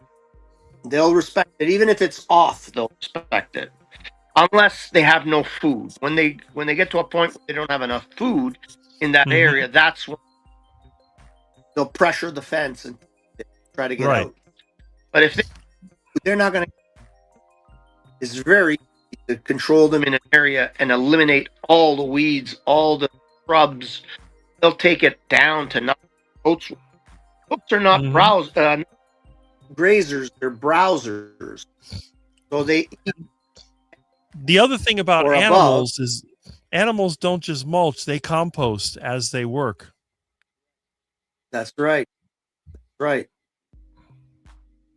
I mean, in the natives, they used to burn down entire forests Mm-hmm. for the buffalo. Right. They Yep. would literally start to burn down tens of thousands of acres so that it would open it up for grass. The Mhm. buffalo had grazing. And now it's like, oh, no, grass is more important than trees. You know, Mhm. another thing people don't know is that prior to the extinction of like the mastodons and the mammoths, they were all over North America, and what they ate was spruce and pine. So people don't realize that these forests were managed by mastodons and mammoths. They would come completely decimate the spruce forest, leave it behind. Behind them would come all the grazers, the buffalo, the deer, the elk. It would come behind the mastodon, decimate the forest, eat it all down to grass behind, and then that would be grass for other animals, birds, rabbits, everything. Those animals are gone. So, and now people are just growing more and more trees. Let's forest everything. Nothing grows under a forest. Mhm. Like, you know, where all the animals are. No, the animals are on the peripheries of the forest where there's still grass and shrubs. That inside the forest, there's canopy. There's a lot of interesting facts. The idea of or good or bad. Again, Your internet connection must be breaking up. It seems like you're losing the audio. oh, I'm sorry. It might be because my phone is getting really warm. It might be that. Oh, it could be. I mean, it could be running out of power. I still got power, but it gets Okay. warm for some reason when I'm on a live stream. But Well, I it's got to get because- going anyway. Yeah. Sorry. I'm really glad that you dropped into the live stream. You know, I think you're going to be one of the latest carnivore topics in our groups because you know, you got a lot in common with me, which is pretty amazing. And I like that. That's what I want to see. Hopefully I'll get to meet you in person Yeah, that's why- someday. That's why I was really happy when I found your channel, because there's not a lot of people like that anymore that are actually, like you said, survivors. Like, you know, you get people that are, you know, this whole prepping thing. Mhm. I mean, I believe that prepping personally, it's not about, you know, putting a 45 gallon drum of rice and beans. That might get you killed if the situation, you know, if the lights went out, right? But what will keep you alive, in my opinion, is knowledge. So if you're able to kill a pig, skin it, make sausages, cure meats, handle meats, know what to do with them, know how to create a situation where they can be long-term stored, that's going to keep you alive, that knowledge, right? Because when the Yeah, hordes come to, I don't think the power's going out anytime soon, because their AI god needs power, right? So right. I don't think that's going to happen, but they might limit it in certain areas in order to create some kind of chaos. And Hmm. it's your knowledge and your ability to acquire food and to recognize food, even, is what'll keep you alive. Not Hmm. stashing, 500 pounds of rice and beans. Somebody might come and kill you for those rice and beans. It's Well, actually not only that, detrimental to have all these. rice and beans are a low quality survival food and they can go bad very quickly. I know several people that have Right. tried to store large amounts of food, and then when they open it up, it's all turned to basically mold. It just doesn't hold up. Yeah. The only way to have long term Right. food is to have living food, food that you can Right. breed, food that you can plant. That's the only way you can do it. When you store food, Only you're going to way. lose value. You have to have living, ready food. And Right. believe me, if Right. the earth ever comes to the point where there's no animals out there, we're done. There's nothing that's going to save Yeah. us. If there's no fish in the water, there's no birds in the air, there's no animals grazing, we're done. Period. Done. Yeah, you're right. You're right. And I mean, maybe, I don't know. It's a big conversation, but maybe that's part of the cycle, right? Where Yeah. we, you know, like you were saying earlier, it's a cycle where, the deterioration, the Hmm. overpopulation, the degradation, and then a big die off, and then it all starts Hmm. over again. I mean, maybe Right. that's what it's going to be. I don't know. That's right. But I But know one thing. I know one yeah. thing for sure. If the lights went out tomorrow, every single vegan that survives will be hunting. Yep. Every single one that survives. They'll eat their pets first, Yep. right? They might eat their neighbors second.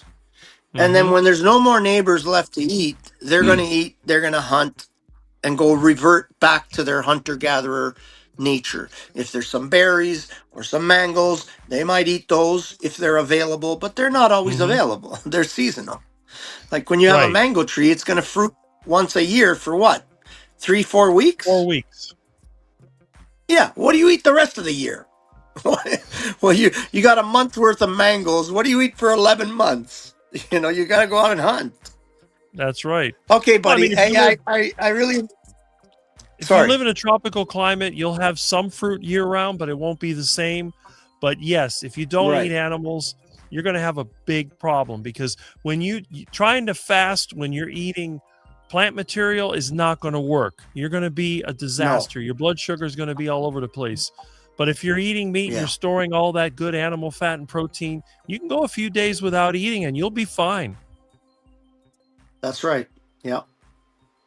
Yeah, but also you have to recognize that even in a tropical country, a lot of these plants and fruits are actual poison. Like Yeah. you can't eat them, right? Hmm. Like I watched this program, this video, a channel. This guy goes across Africa. He's going across on a bicycle, and he's going across the Congo, and he's coming across apes and monkeys, and they're all running as soon as they see a human, right? Because they're being hunted, right, by the local population. And then they came across, there was two of these guys. One was coming with them as a guest, and his guest found these little melon looking things on a vine on the ground, and they looked really good. They were yellow and they looked like a nice melon. And he goes, "Oh, these are nice. We can eat these." He said, "No, those are poisonous. You don't eat Hmm. those." And so you could pick up a fruit, think it's all good, and just die. Like, so. We have a tree here Anyways, called the buddy, manchineel. a what? A manchineel. It's known as little apple of death. They look like little apples. They'll make you sick or they'll kill you.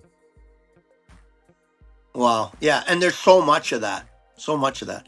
Anyways, I better head out because I got to finish my sausages and it's 1 o'clock here and I haven't done anything yet. So All right. Well, thanks, Lou, thanks for having me on. Oh, it was Rick. our pleasure. We're glad that you dropped in. I'll Don't be a come stranger. on again sometime. I Don't will. be a I will. I'll come stranger. on again. Now that I know you're every Saturday, I'll come on again. Excellent. Okay. Thanks, All Rick. right. Have a great Take day. it easy. Take All it right, easy, Lou. everybody. Okay. Bye-bye. All right. Okay. So let's see. I'll pop that out of there. That was outstanding. Let me tell you, absolutely outstanding. I haven't seen anybody like Lou in the carnivore space for a long time. So let's say thank you, and we'll give you an applause for coming in, taking the courage to drop in this live stream. The carnivore space has sort of become commercialized with some people, but I do believe that a lot of us, we are moving away from that, and we're going to continue with the back to basics carnivore movement. So let me hit some of these comments. Now, there were a lot of questions about him. I see Jonathan has a comment. He's got some smiles going on here. And they don't spread glyphosate over the grains in Italy either. Well, that is very true. Glyphosate is just unnecessary unless you're trying to get maximum yield from minimum crap. Her channel is Real Talk with Time. Okay, let's see what else we have here. And they were talking earlier about the Carnivore Olympics, and George says there's different teams, obviously. There's the Quackers, and then, you know, everybody has their own little team. Let's see, cheese rolling, lizard catching, sounds good to me, burger flipping, and a form of tiddlywinks involving flicking peas or beans as far away as possible. Oh, that's going to be funny. There's a good sense of humor going here. Glyphosate goes through all of Europe's food supply chain. One of my clients went through the lot. All EU countries do not allow glyphosate, but it does go through the food system. And I have bad news for you. I got a hold one time of a test kit for glyphosate and its byproducts. There's glyphosate in the rain here in Florida. So I can only imagine. It's trace amounts, but I can imagine someplace like the Midwest or wherever you're around farms, there's probably a lot more glyphosate in the rain. Mexico outlawed glyphosate is used to hurry the drying process, and they do that a lot for oats and for wheat, believe it or not. Oatmeal is loaded with glyphosate. They reduce heavy metals, contaminants in their body, but glyphosate is the outlier. Yeah, that is true. Oh my gosh, they're doing these propaganda farmer commercials. I'll talk about how important glyphosate. Yeah, but you know what? That's something that we can do. We can counteract those things because glyphosate is unnecessary. It's necessary if you're trying to maximize the production of crap, but it's unnecessary for traditional farming. Hasn't been banned anywhere in the world. Restricted in some countries, but never yeah, exactly. You shouldn't have been in the sidelines so long. You have so much to offer. Well, it doesn't matter. Look, I never told any about my carnivore diet for more than, 10, 12 years on YouTube? It wasn't until 2002 that I finally came out of the carnivore space. Make a great presentation, do it. Yes, I agree. Again, thank you so much. And when you made your comment about shooting the ducks, I didn't even know who it was attached to. So that's really good. Glyphosate is straight up poison for humans and animals. By avoiding fruits, vegetables, and grains as much as possible, we're healing our bodies. Yes, and glyphosate is also very bad for the soil, and it increases the need for fertilizer. And the reality is we're running out of nitrogen. Well, we're not running out of nitrogen. There's plenty of nitrogen in the atmosphere, but we're running out of phosphorus, phosphate, and potassium is getting hard to get. All these things are chelated or stripped out by glyphosate because it kills the bacteria in the soil that produce these useful compounds for plants. So glyphosate is terrible. My yard is glyphosate free and has never been fertilized in the last 40 years. And everything grows just fine. Interesting, right? Let's see. Living foods such as agricultural pond full of fish and duck for eggs. Yes. Chickens, wild game. Yes. That's how you survive. Vegans won't survive in situations their brains have suffered too much before then. I agree with that. There's a lot of common sense between these two guys. Love it. So far, I haven't had any bad comments about our guest. Have a great day, everyone. From Eat a Hambone, thank you for being here. Have a great day yourself. Right, Lambs? Yeah. Juliet likes him. Thank you, Lou. Look at that. Thanks to you, Lou. That's awesome. Thanks and bye, Lou. There we go. That was great, Rick. Well, my channel is only as great as the people who come on here. And we have an excellent team of really good people in this space. And again, if you like this, I'll be on for another hour tomorrow with 3 more of my friends. So you're going to see me again. You can't get rid of me. I'm kind of hard to get rid of. I'm like the duck that always shows up when the duck food is available.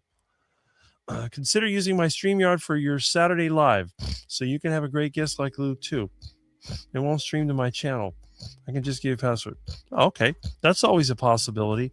I have to figure out how to get StreamYard to work with my computer because OBS overloads the computer and it crashes. When I got my other computer, which I need to set up, I haven't done it. You can see it is turned off right now. I'm using the old one that I use for streaming, but I'll get it figured out. Really, my biggest goal has been to get my truck running. My engine is still being built on the patio. I need to go out there and work on that, but something smells like it's burning. I don't know where that smell's coming from. I hope it's not my my computer. Okay, spell my name wrong. Let me see something here. Give me about a minute. I'm going to see where that smell is coming from.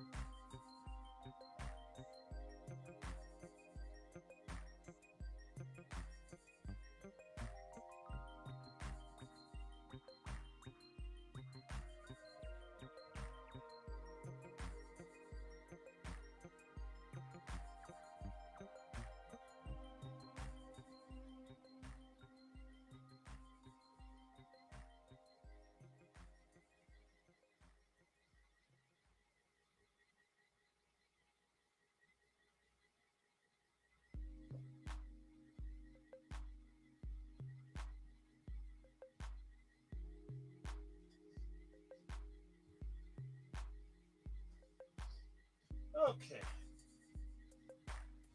Well, that's good. Now it's not my place. It's the neighbors. They're having a barbecue. Looks like they got the grill fired up. Maybe they'll switch to carnivore. Who knows? All right, let's see. Where's a better place because of you? Oh, there we go. I hear that the crops now won't grow without glyphosate. Well, that's kind of true. And you know, that's one of the videos I want to make. Oh, glyphosate is neutralized by chlorine dioxide. Really? I'm going to have to look that up. I've been looking for an antidote to glyphosate when these people spray glyphosate along the road. Spray it on there and see if it actually does that. Okay, let's see.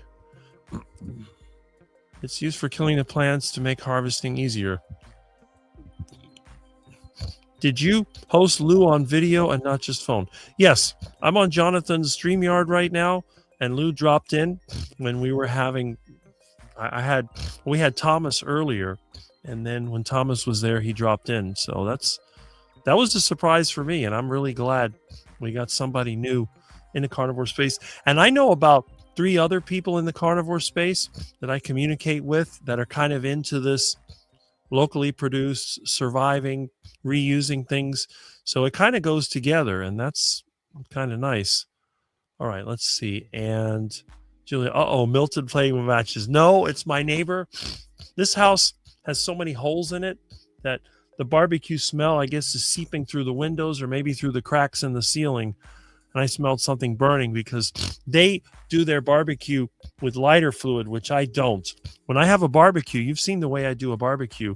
I just throw dry wood, leaves, and everything into a pile, light it up, Sometimes I even do it traditionally. What I'll do, I'll get, the wood and do this back and forth until it gets hot, and I put a little bit of mulch in there and then blow on it.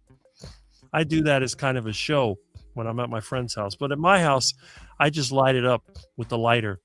Another trick is to get a battery and some steel wool.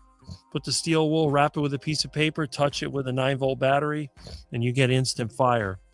And if you have a car, that's the easiest because you can just connect to your car battery, and you can either use steel wool or you can just use wire. If you got some steel wire that's laying around, you just get some of that wire. You get the jumper cables off the battery. You get a piece of steel wire. You wrap the wire with paper, connect the jumper cables to it. It gets red hot. Paper catches fire. You got instant fire.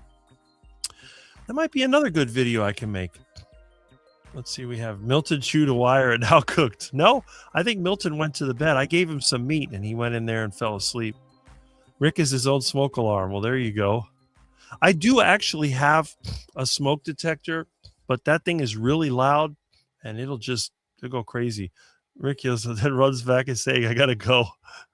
No, it was nothing. Everything's good. Invite yourself to the neighbors. Well, there you go. Sometimes they invite me to their barbecue, but we have had a lot of great comments and they keep coming in. Let me see how many people I have. I know it finally streamed to my live stream. Let's see. I can see here it's still showing the old. Let's see how many we have.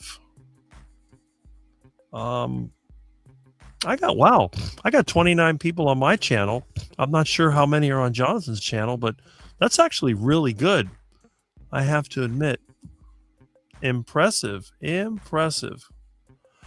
So anyway, let's see. Oh, I got 6 on Jonathan's channel. That's good. Excellent. Very nice. So let me go back here and see if there's anybody else that's got the courage to go online. Otherwise, what I'll probably do is wrap this up and then work on my engine some more. And hopefully, maybe the next day or two, I'll definitely get the truck running. I'd be glad to get that back on the road. That'd be nice. Sandy Blythe says there's 29. That's not too bad. I mean, it's already 1:30. Now, I don't know. I know sometimes Jerry will have a live. Let me double check, see who's live I'm interfering with. Let's see. Okay. Where did that go? It's here somewhere. Yeah. Well, she's got one now. Let me see. She started 23 minutes ago. So I know she has one at 1 o'clock. And I wouldn't have gone this long, except Lou was very entertaining. So I was very happy to listen. I didn't say much because for once, I didn't have to talk about anything. I just sat back and let him do the talking. Because again, when you have a lot of good information, it's easy to take it all in. All right, so let me double check the comments, and I guess we can begin to wrap this up. That'll be awesome. Let me see here. Okay, comments. There we go. Let's see. Jerry went live at 1. Yes, that is correct. Okay, and Juliet is still here. Isn't that so nice when your guest runs the show, talks? I love that. Yes, I think that's why a lot of people had called me to be on their show, because they know that I'm a big talker. I have a lot to talk about. And whether it's old cars or ducks or strawberry poop gas, there's always something to talk about. And Rick does that for me. I can just sit back and listen when he's on my live. That is correct. And I will be on your live again tomorrow, as everyone knows. And I think that's the only one. Excuse me. I'm scheduled for, because this Tuesday I won't be on Russ's, but I'll stop in. I usually hit the little Zoom calls that they have on the Kilts KMT. I think it's Monday, Tuesday, and Thursday. I'll drop in there and do that. So that's kind of a nice little thing to look forward to. But let's see. Yeah, that's all right. That looks like it. So anyway, I'm going to give everyone a chance. If there's anybody else that wants to make a comment or anybody else that wants to drop in, you can feel free to do so. And again, I know that John Together Strong, I don't know if he's still there, but I did mention if you want to use segments of my clip, all the videos that I put online are what I consider to be open source Creative Commons, which means I grant permission to anyone who wishes to use any clips in a way that is consistent with the original video. Now, you can use it in a parody if you like, but if you try to use it to try to disprove something that I say, then I will ask to be removed, but you can feel free to use them in any other way. I go out here, I consider it a public forum, and I let you do that. Okay, let's see. So we have a couple more comments. We have, it's a virtue if you can both talk and listen, which I can do.